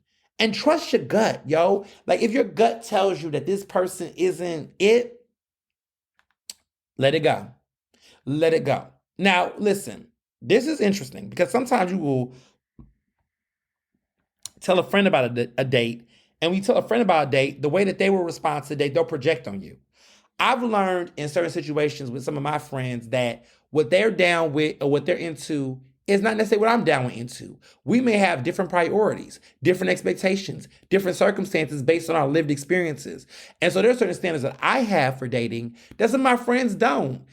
All I'm saying is have some standards. And what I mean is I'm not being elitist by saying standards as in, oh, they got to have this amount of money, they got to have this. I'm saying come into a situation really being honest and intentional about what kind of person you want to date and making sure that that person, hits a lot of those major ones. Like everybody's not going to be, everything. But like I'm talking about get out of the aesthetics. Sometimes people are like, oh, this person got to be this tall, or they got to be this thin, or they got to have this type of body. I mean, listen, body and weight goes up and down all around. It changes. Dietary habits change. I started off dating my husband. He was a vegetarian. Now he's not a vegetarian. I wasn't crazy about the idea of being a vegetarian, to be honest. Because in my mind, I was like, if we go to restaurants, how this going to work? Or, I like to eat things and I'm thinking about meat and all that. Now, listen, there are some people that's into vegetarians and vegans. I have nothing against vegetarians and vegans. I just think it'll be hard to date a vegetarian or vegan, especially living in a house and all that, because it's like all that separating the food, the pots, if people are committed vegans and vegans. Now, there's some people that's loose, right? Where they do a little, okay, well, I'm going to eat this, but I'm not going to eat this, play those games. But long story short, get out of the superficial and get into the deep dive. So maybe on that date, this person said to you that, listen, I have, 4 kids. I have a current baby on the way, but I'm no longer talking to the girl. You might feel like, what? Knowing that, I don't know if this person is going to have the time or the emotional commitment to me. Or maybe this person has decided in the conversation to share that they're into polyamorous relationships. And you're like, you know what? I have nothing against people that are poly or into having open relationships, but I'm not that type of girl or, or guy or whatever. So maybe that's not what I'm into. You can set your parameters based off of that. So I had those parameters. Like I am not into polyamorous relationships. Like I'm enough, baby. I'm enough. And so that wasn't a good fit for me. Now, when I used to go on dates back in the day, there were some people that was like, oh, are you into open relationships? No, I'm not. So that was a deal breaker for me. Good looking person, but you good and you want to be good for him, her, and them in between. And listen, some people like that and some people are open to that, and I'm not judging. But you got to have those conversations. You got to get a feel for that in it. And let me be clear, that's not something you ask somebody on the first date. But what's interesting is I have realized that some people are forthcoming with that information on the first date, and so then it evolves. Also, too, this is a big one. Don't ask people about their health status and things like that on the first date, unless you're in a situation where you might end up getting intimate with them on the first night. But then at that point, maybe a conversation needs to be had. But I've also realized that there are people that will ask people their health status and information. Baby, you're not HIPAA. And baby, you ain't no position as a doctor or anybody to be trying to look up anybody's medical records and know their history that early. Until you are in a serious relationship or y'all are getting some serious dating or intercourse going on, I also think that's too much. People have done that, have asked people questions about things like, all kind of questions that I feel like that might be a little bit too invasive. And people are asking these questions now. I don't think it's appropriate for the first day. I feel like when there's a level of, intimacy and some serious conversations and time, then maybe a person can feel comfortable. But think about it. To be honest, a first date, I think, does not permit that. Because that was something that someone used to ask me, like, they would ask me questions like, oh, well, what's your health status? Do you have HIV? Do you have this? Do you have that? Now, for me, that was an easy question to answer. But for some people, they may not feel comfortable disclosing the information. Like I'm HIV negative. I don't have any, STDs or anything of that nature. But the reality is that is a question, especially because my listeners, for you cishet people, Some of y'all need to be having these conversations about sexual health and things throughout your relationship. But a lot of times in the queer community specifically, this is something that has often come up in dates. Like people have asked me, said to me like, okay, do I ask a person if they pause or not? All right. Listen, you got to really decide. That's the kind of conversation you should be having if you're getting involved with that person intimately. You don't ask that question in the beginning. I feel like if a person wants to choose to disclose the information, they can on the first day if they choose to, but don't feel like you're entitled to information like that up front. Even questions about people's gender identity. There's been questions like, on first dates, you got to ask nowadays if people are trans, da da da da. Again, those are conversations, in my opinion, that such disclosure should not necessarily be upfront in a conversation. Now, if a person chooses to, or in the conversation it gets discussed, then that's the agency of the person. But I don't think that on the first date, all of these things need to be asked up front like that, because different reactions. And I also think that some people in certain circumstances want to build familiarity and trust before they share certain things. I have had people that I know from the trans community, non-binary community, that have said that, because of the way that we have seen intimate partner violence or date violence happen in situations where we have seen and have heard reports of transgender women, specifically Black trans women, being murdered. There has been situations where disclosure in a very public space or somewhere private could lead to some type of form of violence.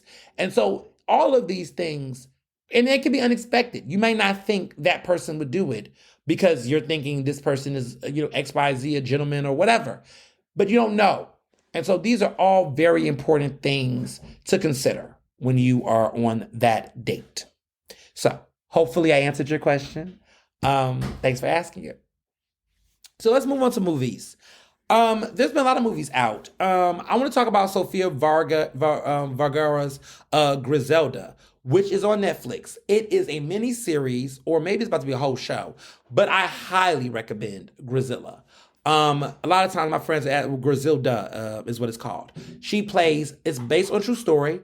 It's based off of a drug pen, a woman who is a gangster. You thought Al Capone was a gangster. Meet Griselda. This is an incredible series. Sofia Vergara is going to get, she came from a modern family. She's known for her strong accent and her comedy. She's been nominated for an Emmy multiple times, never won. But I feel like she's going to get nominated for Best Actress in a television movie or made for movie situation or miniseries or something. She's going to get an Emmy nomination. I think she's going to get a Golden Globe nomination. I think she's back on. This performance is incredible. I don't want to tell too much of the show, but I highly recommend you all check this out if you've been looking for new content to watch. I also saw Long Live Montero, which is a Lil Nas X documentary, which is on Max. I got to remind myself not to call it HBO Max, but on Max. And it is very compelling. Honestly, I wish he would have dropped this before he dropped J. Christ, which charted at number 69 on the charts, which, funny enough, 69, But I wish that the documentary would have came out before that song, because this man has lived a life, and it's a fascinating documentary. It talks about his rise, his career. I was fascinated by his family dynamic, which I found to be relatable and also just very real. Because a lot of times when a person is out in the public spotlight, people assume that the whole family or whatever is behind or supportive. But you see in Lil Nas X's situation that he does have acceptance, but there's some nuances around how far acceptance go. Like whether if someone's being accepted or being tolerated or being embraced or being encouraged. There is those nuances in what acceptance mean in a family. And I thought that was a very raw, passionate, just real depiction. And I really feel like, honestly, as a queer person, I enjoyed it. I thought it was very good. But I really think a lot of straight people need to watch it. And I really think a lot of cishet people need to watch it, because a lot of the questions that y'all often ask queer people all the damn time, Lil Nas X's journey, I feel like provides a lot of context about these experiences, a lot more than what I feel like answering every goddamn day. So I encourage people to watch Long Live Montero. It is on Max right now. It is a very good documentary. It's really fun. He's so funny and just living his best life and navigating his world. Now, of course, I'm not going to skip out on talking about this whole Barbie fiasco in the Oscars. So let's talk about the good thing about the Oscars. The Oscars, there's a person of color nominated in every major category. The first Native American actor to be nominated in a lead acting category, lead actress, was Lily Gladstone for Killers of the Flower Moon, an incredible film. And her performance is outstanding. And I continue to say she's the front runner. Now, Emma Stone in Poor Things is really, really good. And quite frankly, if Emma Stone had went for La La Land and they would let Viola Davis win Best Lead Actress, which is what she should have been nominated in, she would have won. I would say, Emma Stone, baby, you was ready. This is your time. Now you already won, so you can't get it again, in my opinion. Give it to Lily Gladstone. This is what happened with Cate Blanchett in Tar. Cate Blanchett in Tar, that was her best performance of all time. But because she already won for Blue Jasmine, which was also a very good performance, a great performance, I felt like everybody wanted to see Michelle Yeoh win. And Michelle Yeoh won and became the first Asian actress to win lead actress. The first, the second woman of color to win the lead actress Oscar. Big damn deal. Halle Berry's still the only black woman to win lead actress. But that's a big damn deal. And so I think a lot of people sleep on these performances, these categories. And so when those types of things happen, I'm sitting here like, okay. It's very telling to me. And I'm not going to hold y'all. It's very telling to me. So, I'm happy about Lily Gladstone. America Ferrera, the 13th Latinx actress to get an Oscar nomination. She got nominated for Best Supporting Actress in Barbie, which is a big damn deal. Sterling K. Brown played a gay character in American Fiction, got nominated for Best Supporting Actor alongside Jeffrey Wright, who got nominated for Best Lead Actor. This is the first time in Oscar history when a black actor and a black actor and a black supporting actor were nominated in the same film. Now, let's be clear. This is not the first time it's happened for black actresses, because you gotta remember The Color Purple in the 80s, Whoopi Goldberg was nominated for Best Lead Actress, and Margaret Avery and Oprah Winfrey were nominated for Best Supporting Actress in the same film. So to see two black actors pull this off, which is never happened before, is outstanding. So we love to see it. Now, the other highlights for me, Best Supporting Actress had two black actresses. It was Danielle Brooks for The Color Purple, which, shocking enough, was the only nomination for The Color Purple at the Oscars. And also Divine Joy Randolph, which is from Philly. She's from Philly. She got the nomination for Best Supporting Actress as well for The Holdovers. Other notable things that happened, because I'm going to get on Barbie's ass next, because y'all was showing y'all ass for Barbie. Some of y'all were. White feminists was cutting up for Barbie. Other notable things. There was a woman directed for Best Director, and that was Justine Fuller for Anatomy of a Fall. 3 films directed by a woman was nominated for Best Picture. Greta Gerwig's Barbie, Celine Song's Past Lives, and Justine Tier's Anatomy of a Fall. Best Lead Actress had a major surprise. Annette Bening got nominated for Nyad, which I've been rooting for. I told y'all Nyad was good. Now you gotta watch Nyad. Go watch Nyad. Annette Bening got nominated for Best Lead Actress, and Jodie Foster got nominated for Best Supporting Actress. And it's on Netflix. And I kept telling people, don't sleep on Nyad. Don't sleep on Jodie Foster. Don't sleep on Annette Bening.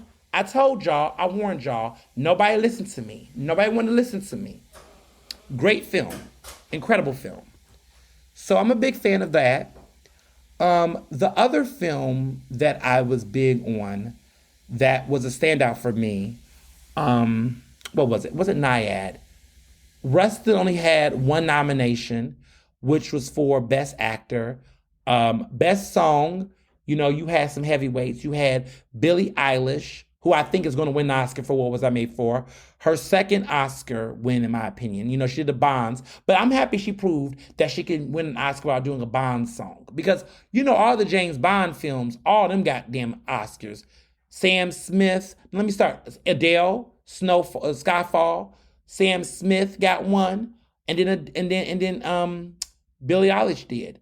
3 of the recent Bond films got them. So there's no more Bond films out right now.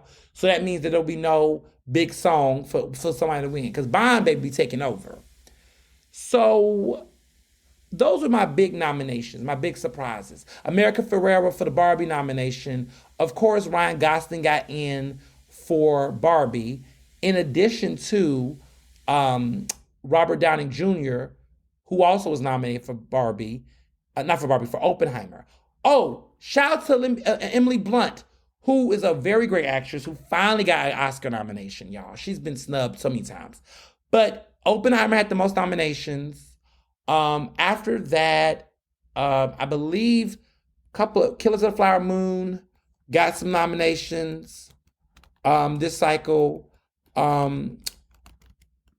Oppenheimer, Killers of the Flower Moon, they both got the big ones. Oppenheimer had 13 nominations. Poor Things had 11 nominations. And Killers of the Flower Moon had 10 nominations. And then Barbie had 8. So let's get to Barbie.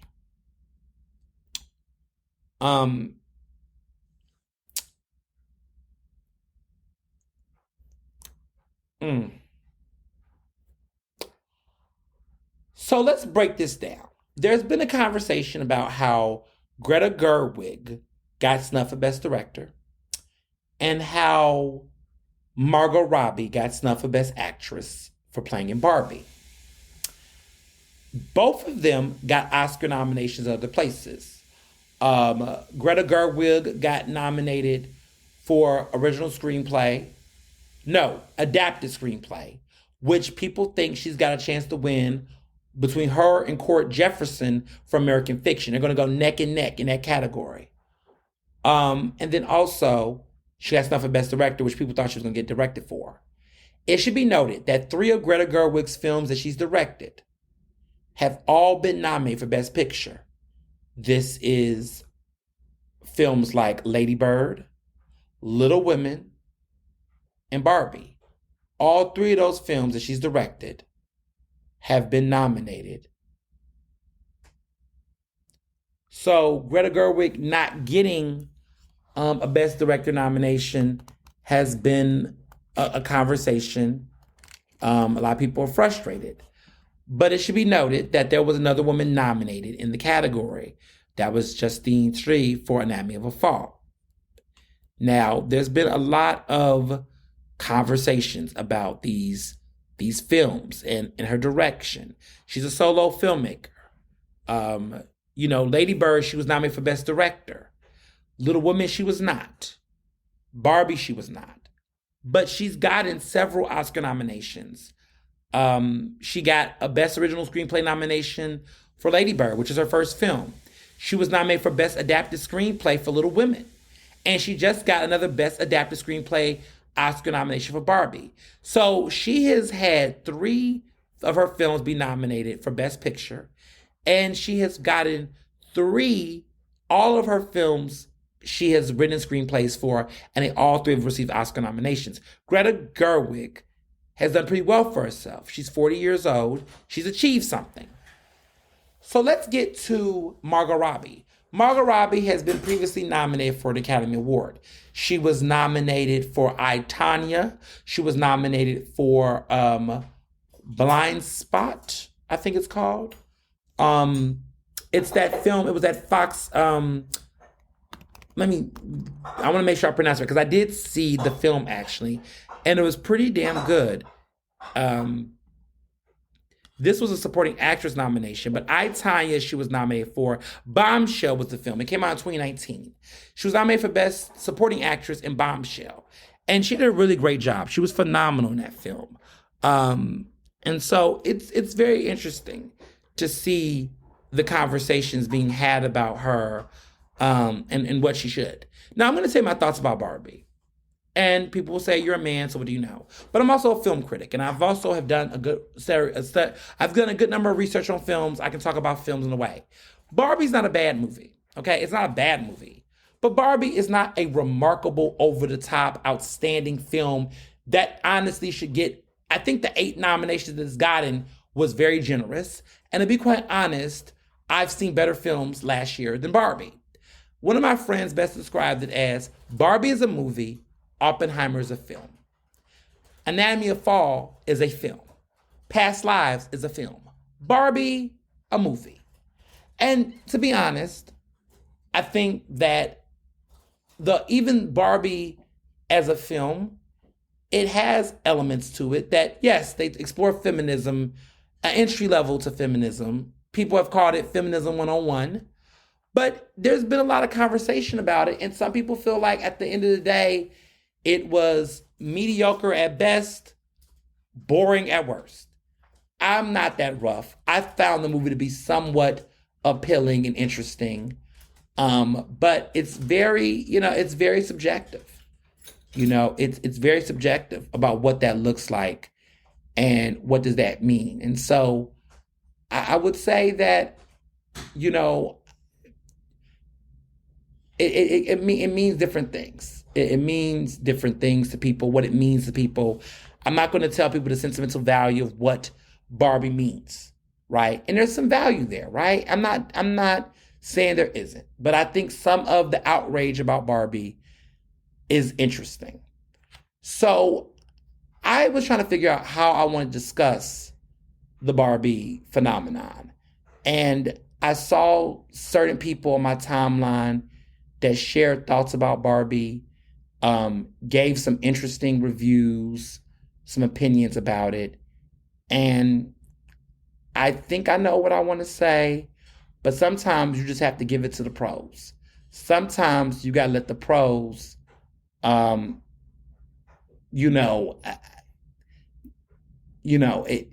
think people should really, there's a lot of conversations being had about the film, but I think some of the reviews and some of the input that I read out here, a lot of the stuff people are saying about the Barbie phenomenon has been very telling. So I will give it that. I'm trying to look up one of the reviews that I saw, and this one really stood out to me. If I can find it, hopefully I can. Because in so many ways, sometimes you may not have the words yourself. You may not have the words yourself. Maybe somebody else is saying the thing that you may want to say, but you're not in a position to say. Someone else can say it better. Someone else should be saying it. And you should amplify the voices of the people who do. And so when I look at some of the things that I have talked about over the years and people who have spoken, on those things, I think about this. I think about this review. So I'm trying to find the person because this was just too good.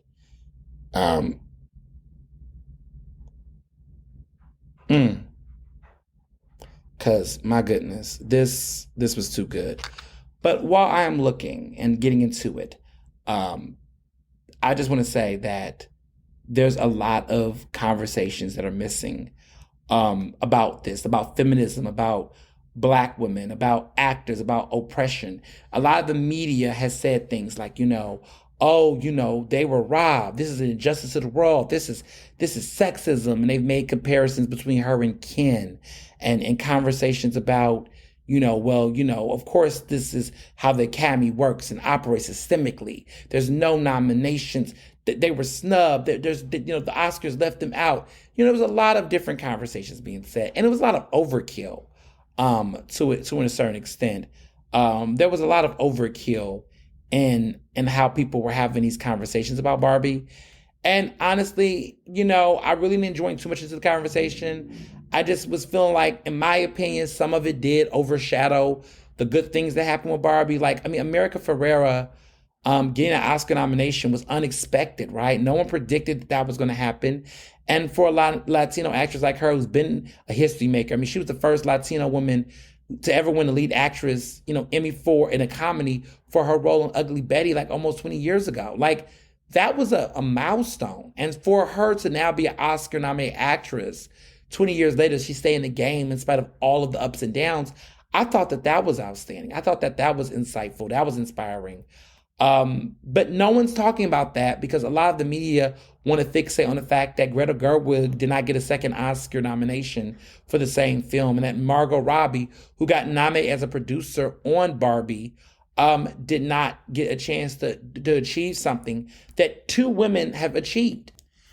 So in the past, there has been two women who have already made history as being both a lead actress and a producer of a film.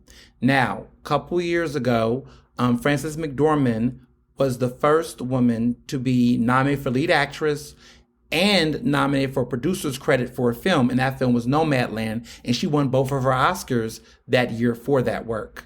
This year, history is made as Emma Stone is the second woman to do the same thing. She was nominated for Best Lead Actress, but also nominated as a producer on the film Poor Things, which was also nominated for Best Picture.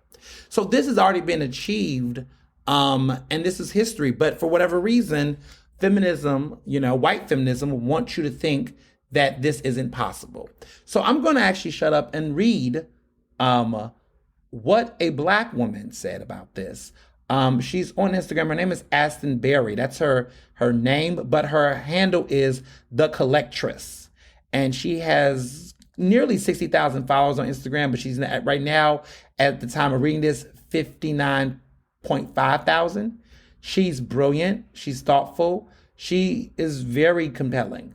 And let me read exactly what she said from her words. And I agree with her on this. She says, watching the current uproar about Margot and Greta being snubbed, which is false, I will explain, showcases how institutions like Hollywood and the media use white supremacy and misogyny to activate white women against their own interests. When you view your relationship to Black and Brown and Indigenous people as goodwill, you won't see any opportunity in their wins. I wrote this March 13, 2023 in response to the Oscars, and more specifically about the way Andrea Riseborough's shady campaigning for her indie film pushed The Woman King, a major contender all award season, out of the running.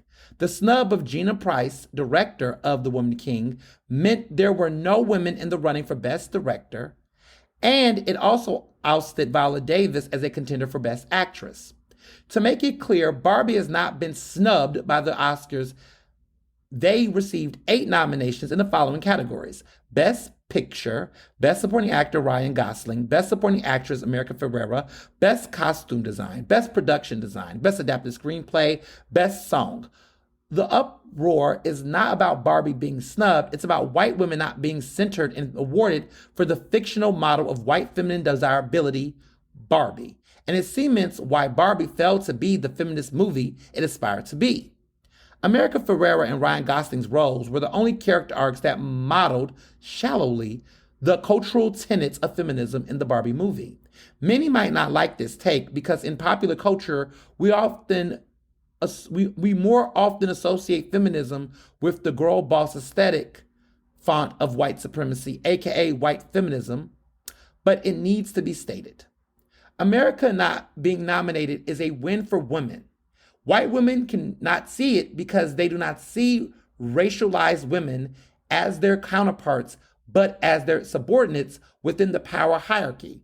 The feminist thing to do at this moment would be to rally around America and the other many racialized women being nominated. The first Native American woman, Liddy Gladstone, is finally getting an award on a land that was stolen from her people, and the media and many on the internet can only consider the feelings of 2 white women who have already enjoyed major success and will continue to.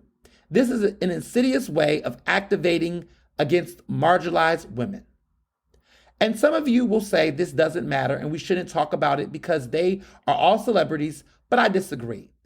While these awards shows are clearly rigged and racist, celebrity culture is an essential construct of American culture imperialism. The movements of celebrity culture are a direct conversation with our political and social realities because it's one of the most effective propaganda tools the state has. And by centering Robbie and Greta, Hollywood not only provides distraction from our tumultuous political realities, it also once again automates white women to repeat the historical standard of denying Black, brown, and indigenous women the opportunity to be the model for women, not just women of their marginalized cohort. And this automation, for white women to perform victimization and exaggerate harm where none has taken place is how white supremacy uses white women to recenter whiteness, while simultaneously getting them to do the institutional work of misogyny by denying racialized women the space to be centered as representatives of womanhood. And many of you will struggle to connect how this same behavior is why too many white women find it easier to identify with Zionists, even as they commit genocide, because they feel more seen by the centering of whiteness, even in mass death, than the liberating of Black, brown, and indigenous women. That is by the collectress, Astonberry. Follow her on Instagram at the collectress. I mean, points were made. Points were made. If I said that, y'all say, you as a man, you're mansplaining. Okay, I'm not going to mansplain. I'm going Black woman-splain. That's what a Black woman had to say about it. A woman who definitely studies and understands the intersections of race, gender, class, and all of those things. A true feminist, a womanist, somebody who understands it. You know, I felt similar thoughts, but sometimes it's not my place. So I should just give somebody else the place, right? I will amplify what she said. And you all will sit with that and figure that out. But I told y'all, this whole Oscar snub conversation, it just wasn't sitting with me. It just wasn't. I mean, one could argue that Ava DuVernay and, Origin got snubbed. It could have got a best, picture nomination, a best director nomination. Aunjanue Ellis-Taylor is an incredible actress. Aunjanue, she deserves to be in the conversation. But she got some good, NAACP nominations for sure. And they're, in my opinion, just as valuable and worthy. So congratulations to them on that. Just saying. Now to music. Let me just start by saying, yes, and is nominated. I mean, not nominated. Debuted at number 1. An incredible feat. This is Ariana Grande's 6th number 1 debut out of 8 total number 1s on Billboard Hot 100. Honestly, I love this song. I love the attitude. I know there's been gossip and chatter about her new relationship with this actor on the Wicked set. But at the end of the day, the song slaps. She's raunchy. There's a little remark where she talks about, don't worry about whose dick I'm on or riding. Listen, the girl is out her bag. And I think she took a really good break. And every time she takes a break, she reincarnates herself. And I really think that this reiteration of her back to white, because she is Italian. She's not Latino or Black or any of that. She is white. But she's enjoying a new form of cultural. Let me stop. She likes her some Vogue music and she's enjoying it. Sounds like Madonna's Vogue. I like the song. It's fun. So, what I'm not feeling right now is, once again, Nicki Minaj. This Nicki Minaj beef with Meg Thee Stallion, this war right now, I thought we were going to still focus on what's going on in Gaza, but unfortunately, everybody's worried about what's happening in Harlem, what's happening in New York, what's happening. This is the new, we had the West Coast, East Coast war. It's giving West Coast, South, because now Nicki and Meg, the Stallion against the Barbie, it's a war. And it just looks like Barbie and Barbs are taking L's this damn week. Okay? Whether it's the Barbie movie or it's the Barbs. The war on Barbs, on Barbie. It's happening. Barbies are not popular right now. I don't know what's going on. So, if you've been living under a rock, Meg Thee Stallion dropped one of the most iconic diss records of the decade, of the recent history. I think since Sheether, which is by, of course, Remy Ma, when she went to battle with Nicki a couple years ago, Sheether was brutal. But his has taken another phenomenon. One of the first songs from Meg Thee Stallion as now an independent artist. His is killing it on the charts. It's doing really well on iTunes right now. I'm curious to see how it's going to debut on the Billboard Hot 100 next week. If she breaks in the top 20, it's a mega success. She's an indie artist. There was no massive promo on Spotify or any of those places, you know. But Roc Nation tweeted it out. The internet has been eating it up. And Meg Thee Stallion has been going viral all over the internet this past weekend. Because in one of her lyrics, which ate, by the way, let me tell you the cultural impact of this song. So she makes a reference that says they're not beefing with Megan, they're beefing with Megan's Law. Megan's Law, y'all, let me tell you, when I passed out, my legal brain, my brain for all things scammery and crime, I said, oh my God. Oh my God. I fainted. I said, wow, she went there. Megan's Law, baby. The feud. They've been shading each other in songs. The lyric has been the biggest shots fired in a long time. I have my scalp. So let's explain what's going on here with Megan's Law, because it's trending. The world is finding out what Megan's Law is. So in Megan's Law, well, first of all, I'm going to read the lyric so I can explain. She says, these hoes don't be mad at Megan. These hoes mad at Megan's Law. I don't really know what the problem is, but I guarantee y'all don't want me to start. So Megan's Law is a legal term. It was created to provide the public with some information when it comes to registered sex offenders. It's inspired by a young woman named Megan who passed away. This was clearly a shot at Nicki Minaj. You know, y'all know her husband, Kenneth Petty, was previously arrested for failing to register as a sex offender. Now, Nicki Minaj has now decided to share a snippet of her own. She's talking about having a song out called Bigfoot, this diss that's taken her over like 48 hours to respond with. And honestly, she's going low. She's going 6 feet under. And she's having a meltdown, literally. Like, Nicki Minaj is a Minaj meltdown. Nicki Minaj is having a meltdown on social media. This has got her spiraling. I mean, diss after diss, comment after comment. It's just been getting ugly and uglier by the day. And it's been a lot to see. It's been ugly. But I definitely want to take a little moment, maybe if I can get my petty bag. I do want to share one of the best reads of all time on this topic that I've seen. And I'm just gonna play the tape. Sometimes you just have to play the tape. You can't even respond to the tape. Sometimes you just have to just let the record show. And I'm just going to just do that because I'm at a point where it's going there, right? We're seeing something happening in real time, and So I'm gonna share this read that one of these fans have said, and I was gagging. I was gooped and gagged. So I'm gonna play it. Hold on. Snakes hiss before they attack. So, Miss Chun-Li, I suggest you gorilla glue down that Chinese bang, super glue them bamboo earrings into your ear, and get ready, because that was simply just a fucking warning. Could you imagine being the parents of Megan Kenka and seeing a law that you created in honor of your daughter trending simply because another woman doesn't want another woman to exist in the same space as her? Imagine seeing a law that you created trending because someone intentionally married the same type of person that law was against. In the past 24 hours, that one singular Megan's Law bar from a 3-minute song has made that lady spaz on Instagram Live, Twitter Spaces, Facebook Messenger, Periscope, Skype, and Uvu. But she has yet to make it over to a fucking booth. But you're the queen of rap though, right?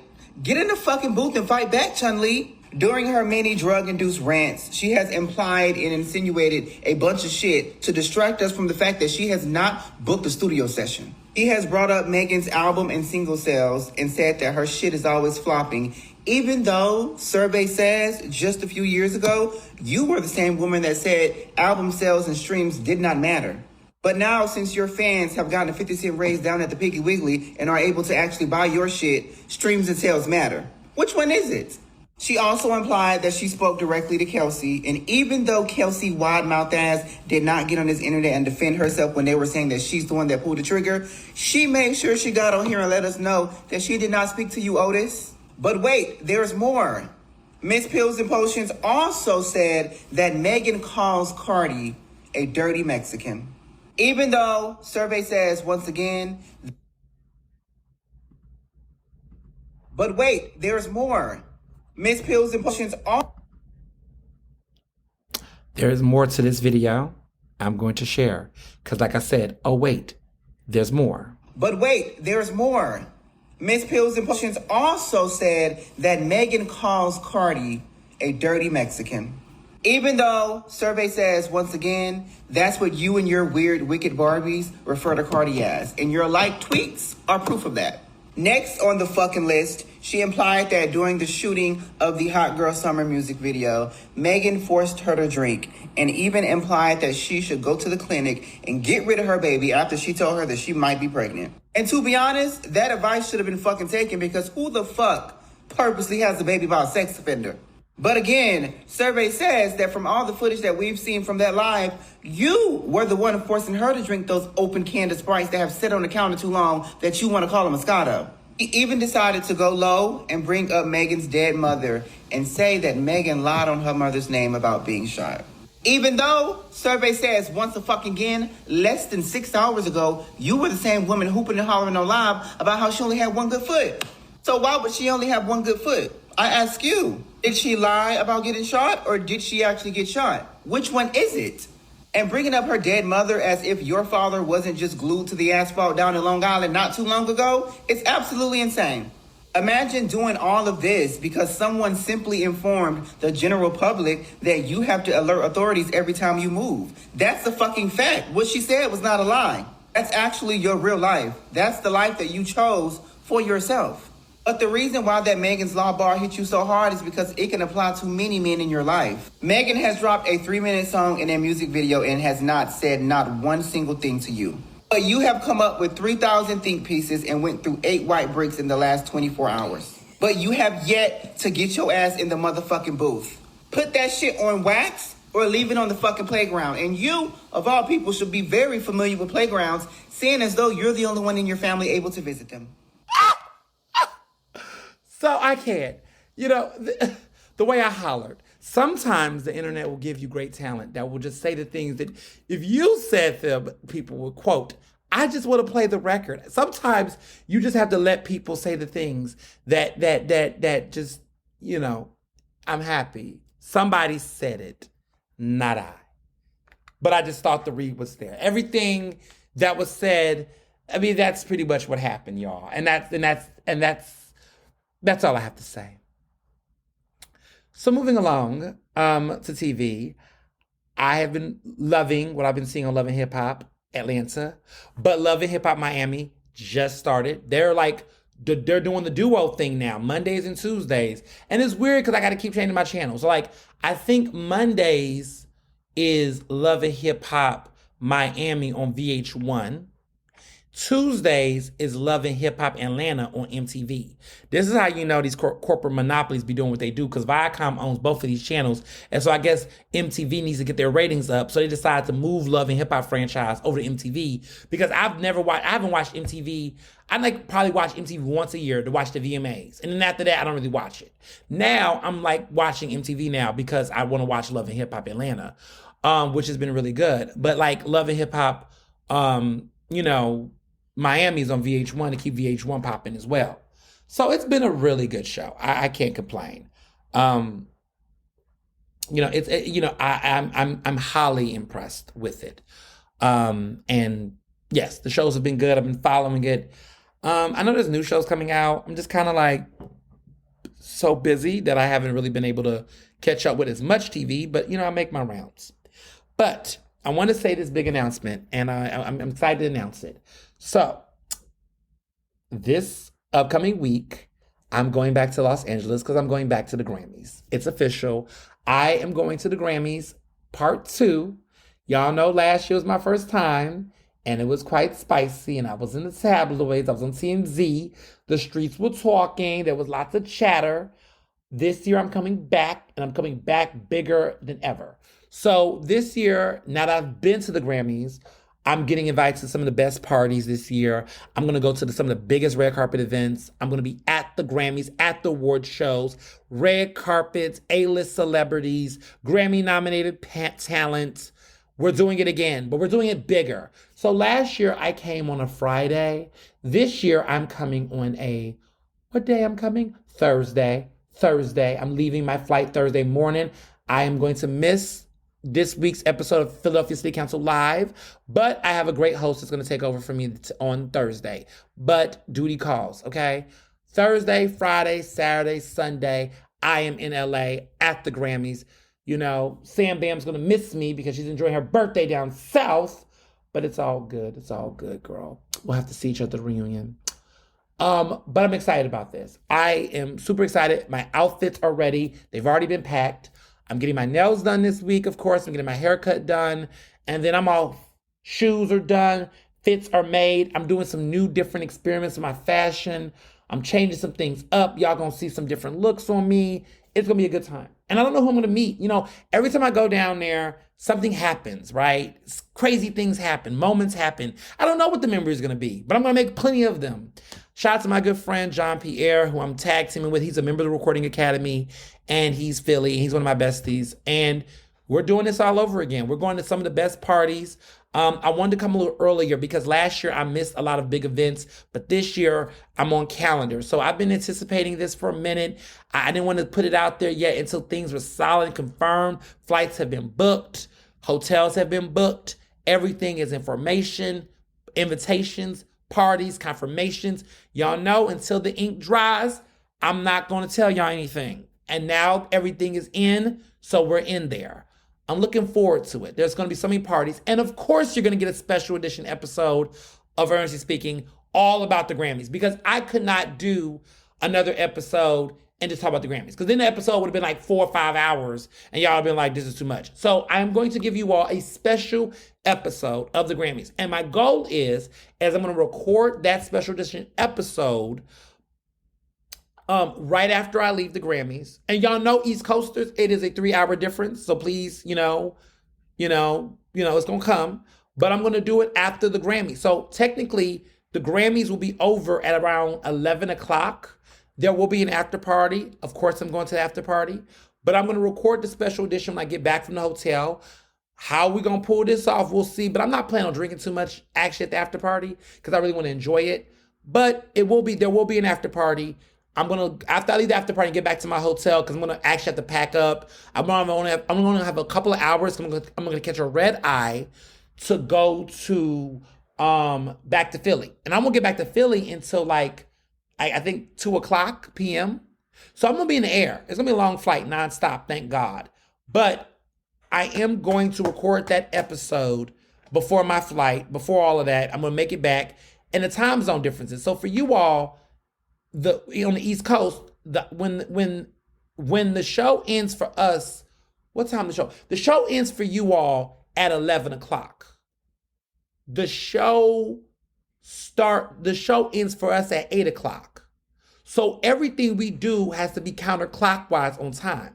So some of you all will be thinking that when the Grammys come on at 8, y'all know that the Grammys come on at 5 o'clock on that time. So when people say they're getting up in the morning to get ready for the Grammys, y'all, they're getting up earlier because y'all 11 o'clock is our 8 o'clock. And basically, y'all 2 o'clock is our 5 o'clock. So we got to get dressed early in the morning, get brunch, get breakfast, and do our thug thizzle to get our asses out there on time to make sure we don't miss the moment. So it's a really big deal. Fortunately for me, I got all my stuff. This is the first time I've ever packed my suitcase so ready. Like all of my toiletries, all of my things are already in there because I separated my toiletry stuff a long time ago to make sure that whenever I set my suitcase up, my toiletries are already there. So all I got to do is either replace a toothbrush or something, but everything is ready to go. So I am ready for LA. My body's ready. I'm happy I can tell you all. So let me tell you a little joke. This is what I'm going to do like I did last time. I'm not telling nobody else except those who listen to this podcast that I'm in LA. What I love to always do is when I land, I'm not going to say nothing. I'm just going to land. I'm going to drop my picture, be like, I'm here in the Grammys for LA. Everybody going to be losing their mind like, oh my God, you're there. Oh my God, you need to. If you don't listen to the podcast, this is a subscribers exclusive. So can't wait to see you. If you are going to be in LA, or if you are already in LA, if you're a listener of my podcast in LA, let me know. I might be able to link up with you. I might be able to get you into a party. Let me stop joking. Some of these parties. I don't know about the parties part. But I'm going to be downtown. I'm going to be at the Biltmore Millennium Hotel, downtown LA. The one that's not hunty and spooky. The one where Taylor Swift did the Delicate music video. That hotel. The video where Missy Elliott did the 1 Minute Man video. That hotel. Break me off. Show me what you got. That hotel. The hotel where Britney Spears did Boys. The Boys video. That hotel. That iconic hotel. I'm going to be back there again like I was last year. Also, I'm going to try to make some time to hang out with my USC people because, fight on. So I got a lot to do in LA. I'm going to be there for several days. To be honest with y'all, Sunday is off the record. It's off the books. I don't have time on Sunday. Saturday, a little heavy. The best times to really get me is on Friday and Thursday. Really Thursday and Friday. Let's link up. Let's do a drinks. Let's go somewhere. Maybe I can bring you with me to go to a party or two. Figure it out. But hit me up. Let me know what's good. And as always, be well and be best. Ernestly Speaking is recorded in Philadelphia, Pennsylvania, and can be found on Apple Podcasts, Google Podcasts. To stay up to date with the latest on the show, follow me on Facebook, Twitter, and Instagram at Mr. Ernest Owens. Use the hashtag Ernestly Speaking to tell me what you thought about this episode, and check out my website at ernestowens.com.